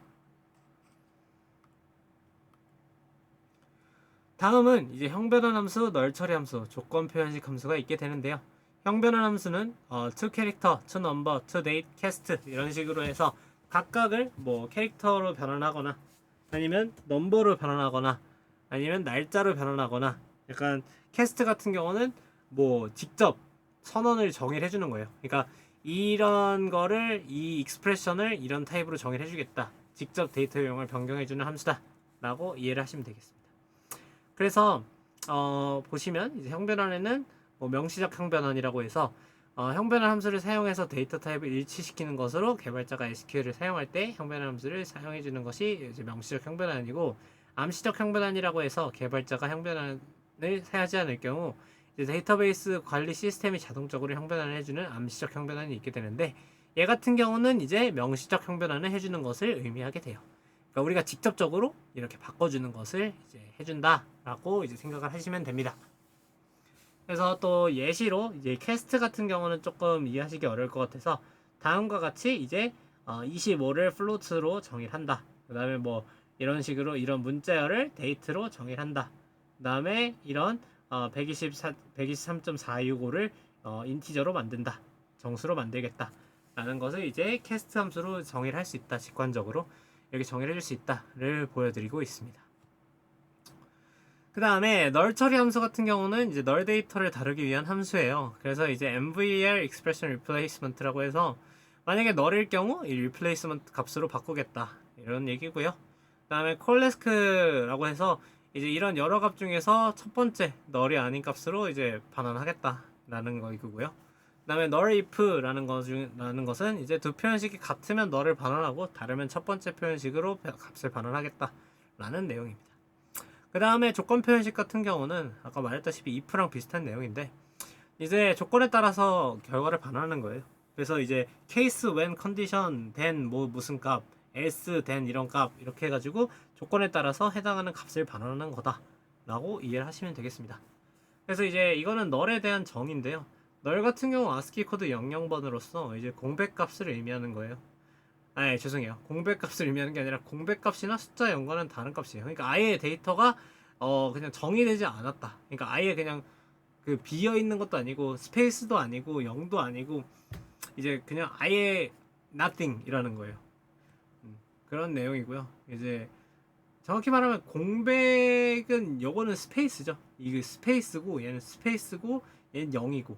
그러니까 우리가 말하는 이 스페이스바 누른 거랑 0이랑 이제 그 공백 문자인가? 하여간 이 ASCII 코드에 정의되어 있는 문자랑은 아예 다른 아무것도 들어가 있지 않은 그 값이다 라고 이해를 하시면 좋을 것 같아요.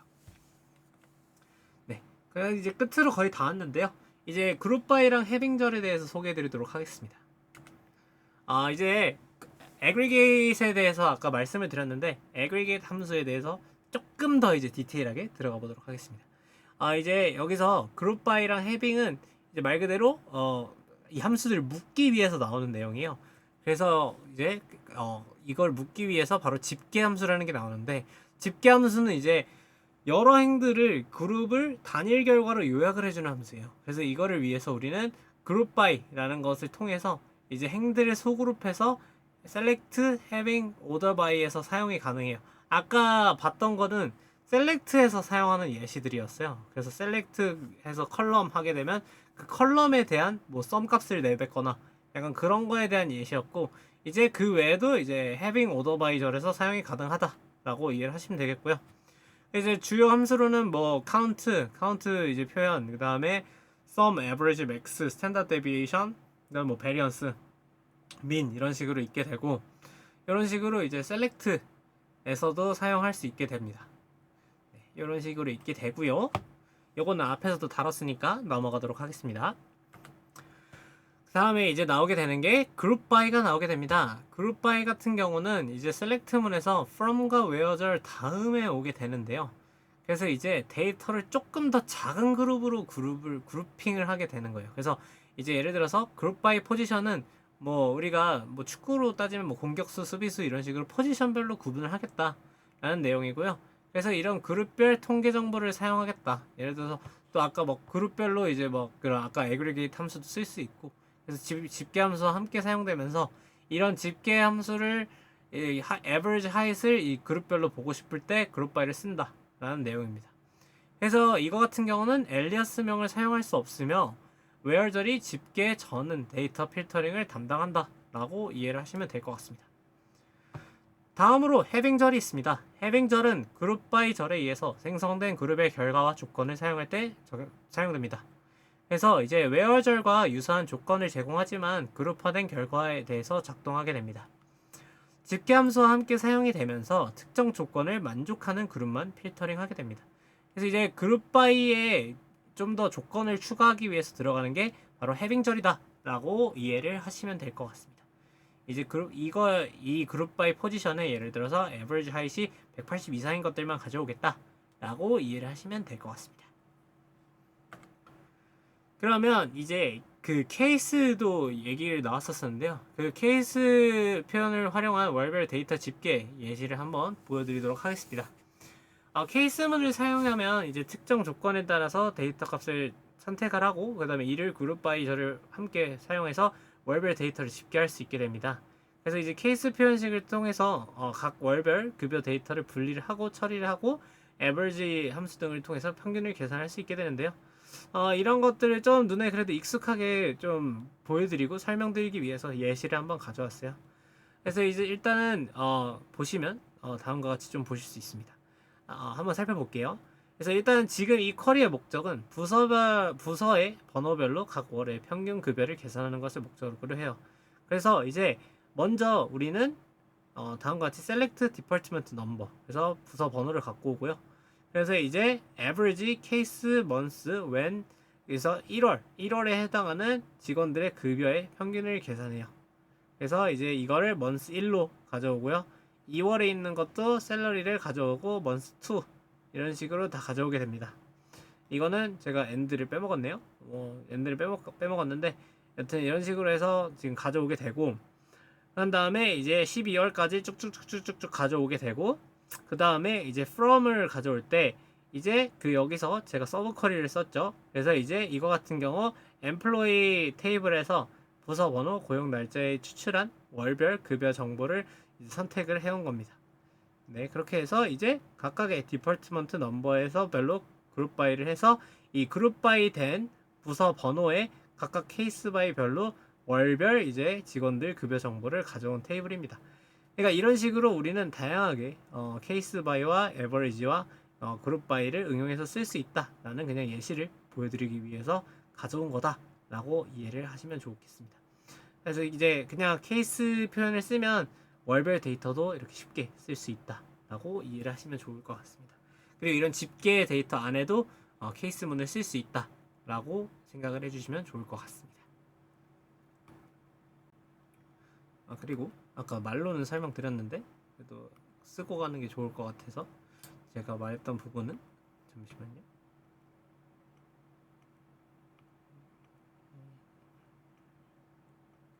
네.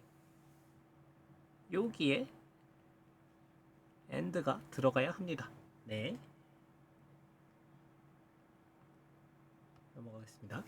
네. 그러면 만약에 여기에 널 값이 안에 있다면 이제 어떻게 해야 할까라고 이제 생각이 들 수도 있는데요. 그러면 이제 집계함수와 널 값을 어떻게 처리해 줄까에 대한 질문으로 이어질 수 있을 것 같습니다. 그래서 이제 집계함수는 널 값으로 입력을 받았을 때 그 값을 제외하고 계산을 수행해요. 근데 이제 이 널 값을 입력을 받았을 때 이 값을 제외하고 입력을 받았으면 월급을 안 받았는데 평균을 내면 잘못된 거잖아요. 예를 들어서 무단 결근을 했어요. 근데 결근을 했는데 이제 걔를 제외하고 평균을 냈으면 뭔가 잘못된 거잖아요. 그러다 보니까 이제 그 얘도 포함을 해주기 위해서 우리는 MVL이라는 거를 또 추가를 하게 돼요. 이거 다 앞에 나왔던 내용들이에요. 이제 살짝 응용으로 넘어가서 조금 이게 뭐지? 이럴 수도 있는데 이제 앞에 다 나왔던 내용들입니다. MVL은 자 널 값을 널 값이 있으면 뭘로 처리해 줄지 라는 함수였고 이제 MVL을 통해서 우리는 널 값이 오게 되면 0으로 처리해 주세요 라는 조건을 이제 지금 걸게 됩니다. 그래서 그거를 걸게 함으로써 우리는 지금 널 값이 왔으니까 이제 만약에 이 1월 중에서 샐러리가 널 값이었으면 얘는 0으로 해서 평균을 계산해 줘 라고 이제 추가적인 조건이 들어갔고 아까 앞에서 있었던 거에서 그렇게 이제 좀 추가 조건이 들어간 거다 라고 이해를 하시면 좋을 것 같습니다. 네, 그런 거고요. 네, 네. 네, 그 다음에 이제 SQL 문법에서 오더 바이 아까 가볍게 얘기를 했지만 조금 더 디테일하게 한번 살펴보도록 하겠습니다. 아이고. 파워포인트 레이저 포인트로 바꾸고. 네, 오더 바이는 이제 디폴트 값이 그 어센딩이에요. 오름차순이에요. 그리고 이제 내림차순으로 바꾸고 싶다면 디센딩 키워드를 사용하시면 됩니다. 그래서 이제 컬럼명 대신 숫자를 사용할 수도 있어요. 근데 이제 컬럼명 대신 숫자를 사용하는 걸 수도 있는데 이제 그 숫자를 사용하면 그냥 그 컬럼명이 정렬된 그 컬럼명 순서대로 1, 2, 3, 4, 5, 6을 쓸 수는 있는데 근데 이제 SQL 문장이 좀 복잡할 때는 좀 그 이름이 길거나 그럴 때 쓸 수 있긴 한데 그렇게 숫자로 쓰면 솔직히 말하면 그 테이블의 이름 순서를 알아야 되는 거잖아요. 그러다 보니까 이제 유지보수나 가독성 측면에서 좀 권장되지 않아요. 저도 한 번도 쓴 적이 없어요. 그리고 이제 나오는 게 널 값을 처리할 때는 이제 데이터베이스 시스템상의 널 값에 대한 오더바이 처리가 다 달라요. 그래서 예를 들어서 오라클에서는 널 값을 가장 큰 값으로 처리를 해서 오름 차순에서는 마지막으로 위치시키고 내림 차순에서는 첫 번째에 위치시킨다는 특징이 있게 됩니다. 그 다음에 이게 중요해요. 여기서는 아까도 살짝 말씀드렸었는데 펜이 어디 갔지? 죄송해요. 색깔이 안 보이는 색깔이라 이게 중요해요. 지금 그 실행문 순서가 오더바이의 위치를 아까도 중요하다고 말씀드렸는데 이제 우리는 그 데이터를 읽어볼 때 아까도 from table 그 다음에 where로 먼저 필터링 걸고 그래서 이제 데이터를 불러올 때 효율성을 불러일으키고 그 다음에 어떻게 그룹을 볼지 보고 그 다음에 이 그룹에서 어떻게 웨어 조건을 걸지 해빙으로 보고 그 다음에 이 가져올 컬럼명들이 뭐 있는지 셀렉트 문으로 호출을 하고 마지막으로 이제 그거에 대해서 오더바이를 수행하는 식으로 이제 진행이 됩니다. 그래서 결국 마지막으로 오더바이를 정렬을 하는 게 우리의 최종적인 이야기고요. 그 외에도 이거에 대한 순서는 그래도 좀 알고 계셔야 하기 때문에 이 부분은 좀 중요하다라고 말씀을 드리고 싶습니다. 네, 이 부분은 그래서 좀 강조를 드리고 싶고요. 네, 이 부분은 그래도 좀 외우셨으면 좋을 것 같습니다. 네, 이 부분에서 강조 드릴 건 이 부분이 끝인 것 같고요. 다음으로 넘어가도록 하겠습니다. 네, 그래서 이제 아까 제가 이 부분을 설명할까 말까를 고민하다가 살짝 버벅였는데, 여기서 이제 상위 N개를 갖고 올 때라는 이제 심화 내용을 좀 설명드리도록 하겠습니다. 네, 그러면 이제 로우 넘버와 탑 N 얘기를 했었어요. 그래서 이제 상위 N개를 가지고 올 때 로우 넘버와 탑 N을 어떻게 활용을 하면 좋을지 한번 얘기를 해보도록 하겠습니다. 오라클에서 로우 넘버는 아까 그 시스템 컬럼에서 사용되는 특정 수의 행을 추출할 수 있는, 그 다음에 그 해당 로우의 넘버들을 가지고 온 함수라고 말씀을 드렸는데요. 근데 이제 아까 말씀드렸던 것처럼 상위 N개를 가져오려면 그냥 그 말 그대로 자체적으로 나오는 그 행 자체의 번호만으로는 활용하기가 어려워요. 그러다 보니까 이제 그 로우 넘버 함수는 말했던 것처럼 지금 줄 그어가면서 말할게요.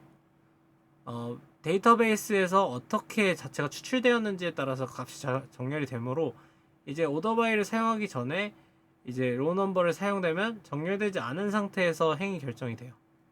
그러니까 이 말이 뭐냐면 이미 로우 넘버는 데이터베이스가 추출이 된 상태에서 결정이 되는 거예요. 그러니까 예를 들어서 이게 데이터베이스가 다 결정이 나고 나서 마지막에 로우 넘버 오더바이를 수행을 하잖아요. 근데 지금 얘는 이미 로우 넘버가 다 결정이 됐다는 거예요. 지금 이 오더를 수행하기 전에, 이 오더 수행 전에 이미 끝났다는 거예요, 얘는. 그래서 따라서 정확한 이걸 하기 전에, 이걸 하려면 이제 먼저 정렬을 한 뒤에 로우 넘버를 적용해야 된다. 그래서 아까 제가 말씀드렸던 것처럼 서브 쿼리를 써야 된다 라는 얘기고, 그래서 서브 쿼리를 쓰기 위해서는 죄송해요, 펜으로 써야 되네. 여기는 서브 쿼리를 여기 안에다가 써서 오더바이를 미리 안쪽에다가 돌려놓으면 이제 얘를 이미 순서가 안에 정렬이 이미 완료가 됐기 때문에 그 뒤에 로우 넘버를 수행을 하면 이제 이게 상위 N개라는 의미로 이어지게 된다 라고 이해를 하시면 됩니다. 그쵸? 그리고 근데 얘 같은 경우는 이미 탑 N은 상위 N을 가지고 오는 거라서 직접 선택할 수 있어요. 그리고 이제 위타이즈 같은 경우는 탑 N의 마지막에 추가행을 가지고 올 수 있는 거고, 그래서 이제 탑 N에 타이즈를 하면 마지막 해당 데이터에 동점이 있는 경우 추가적으로 함께 반환해주는 특징이 있다 라고 이해를 하시면 됩니다. 그래서 이제 해당 부분이 좀 중요하다, 그러니까 많이 빈출된다 라고 좀 생각이 듭니다. 네. 다음은 조인입니다. 솔직히 조인은 다음 챕터에 제가 많이 소개해드릴 부분이에요. 근데 이제 이번 챕터 끝부분에 살짝 조인에 대해서 맛보기로 수박 겉핥기로만 나와서 그 겉핥기 부분만 저도 살짝 겉핥기 하고 마무리 드리도록 하겠습니다. 네, 조인에 대한 개념 정의는 다음과 같이 정의가 돼요. 그래서 두 테이블 이상의 테이블을 연결하여서 데이터를 출력하는 SQL 연산이 바로 조인이고요. 그래서 이제 키 조건으로 프라이머리 키 또는 포렌 키를 이제 이용하지만, 이런 조건이 없어도 논리적인 값들의 연관으로 조인을 수행할 수 있습니다. 그리고 이제 여러 테이블의 from절들이 나열하더라도 SQL에는 두 개의 집합 간에 먼저 조인을 수행을 하고, 이제 그거 완료된 다음에 다음 테이블이 순차적으로 조인되는 방식입니다. 그러니까 한 번에 와다다다다다 이렇게 한꺼번에 조인이 되는 게 아니라 얘랑 조인을 하고 나서 이제 완성이 되면 그 다음에 다른 애랑 조인하고, 그 다음에 또 얘가 완성이 되면 다른 애랑 조인하고, 약간 이런 식으로 순차적으로 조인되는 형태다 라고 이해를 하시면 좋을 것 같습니다. 그리고 이제 n개의 테이블을 조인하기 위해서는 최소 n-1개의 조인 과정이 필요하다 라고 이해를 하시면 좋을 것 같습니다. 여기서 일단은 좀 강조를 하고 싶은 부분 같은 경우는 다음과 같은 부분이 좀 있는데요. 여기서 중요한 거는 보통은 이제 프라이머리 키와 포렌 키를 사용을 하고, 그 다음에 좀 방심을 해서 놓칠 수도 있는 부분이 관계가 없어도 조인을 수행할 수 있다 라는 부분이 좀 생소해서 틀릴 수도 있는 부분이라고 생각을 하고요. 그 다음에 이렇게 순차적으로 조인된다 라는 부분이 좀 강조할 부분일 것 같고, 그 다음에 n개의 테이블을 조인하기 위해서는 n-1번의 조인이 필요하다 라는 것이 좀 강조할 부분인 것 같습니다. 그 다음에 마지막 페이지인데요. 마지막으로 이제 등가, 비등가, 복수 조인이라는 개념이 나옵니다. 그래서 이제 이 해당 개념을 좀 그래도 단어를 찝고 가야 다음 주에 편하게 개념을 수업을 들을 수 있을 것 같은데요. 등가 조인은 이제 두 테이블 간의 컬럼이 정확하게 일치를 할 때 사용되는 거예요. 그래서 이제 말 그대로 PK, FK, Primary Key, Foreign Key의 관계를 기반으로 이제 우리가 inner join해서 equal 이런 값들이 있으면 조인이 된다라는 것이 바로 등가 조인이게 됩니다. 그리고 비등가 조인은 아까 전에 말씀드렸던 이 PK, FK가 없어도 조인할 수 있다는 게 바로 이런 비등가 조인인데요. 그래서 이제 컬럼 값들이 일치하지 않아도 비트윈 연산자 이거와 이거 사이에 있어도 뭐 조인해줘 약간 이런 식으로 일치하지 않아도 조인할 수 있는 느낌 이는 대신 비트윈과 부등호 연산으로 묶을 수 있는 것이 바로 비등가 조인이 되게 된다라고 이해를 하시면 좋을 것 같습니다. 그리고 이제 뭐 복수 조인이라고 해서 3개 이상의 테이블로 조인하는 게 바로 3개 이상의 테이블 복수 조인이 되게 되는데요. 그래서 이제 여러 테이블이 연관되어 조인되어 있는 경우 조인 조건은 필요한 테이블 이상에서 하나 뺀 것만큼 필요하다. 아까 n개가 조인할 때 n-1개만큼 조인해야 한다라는 내용이고요.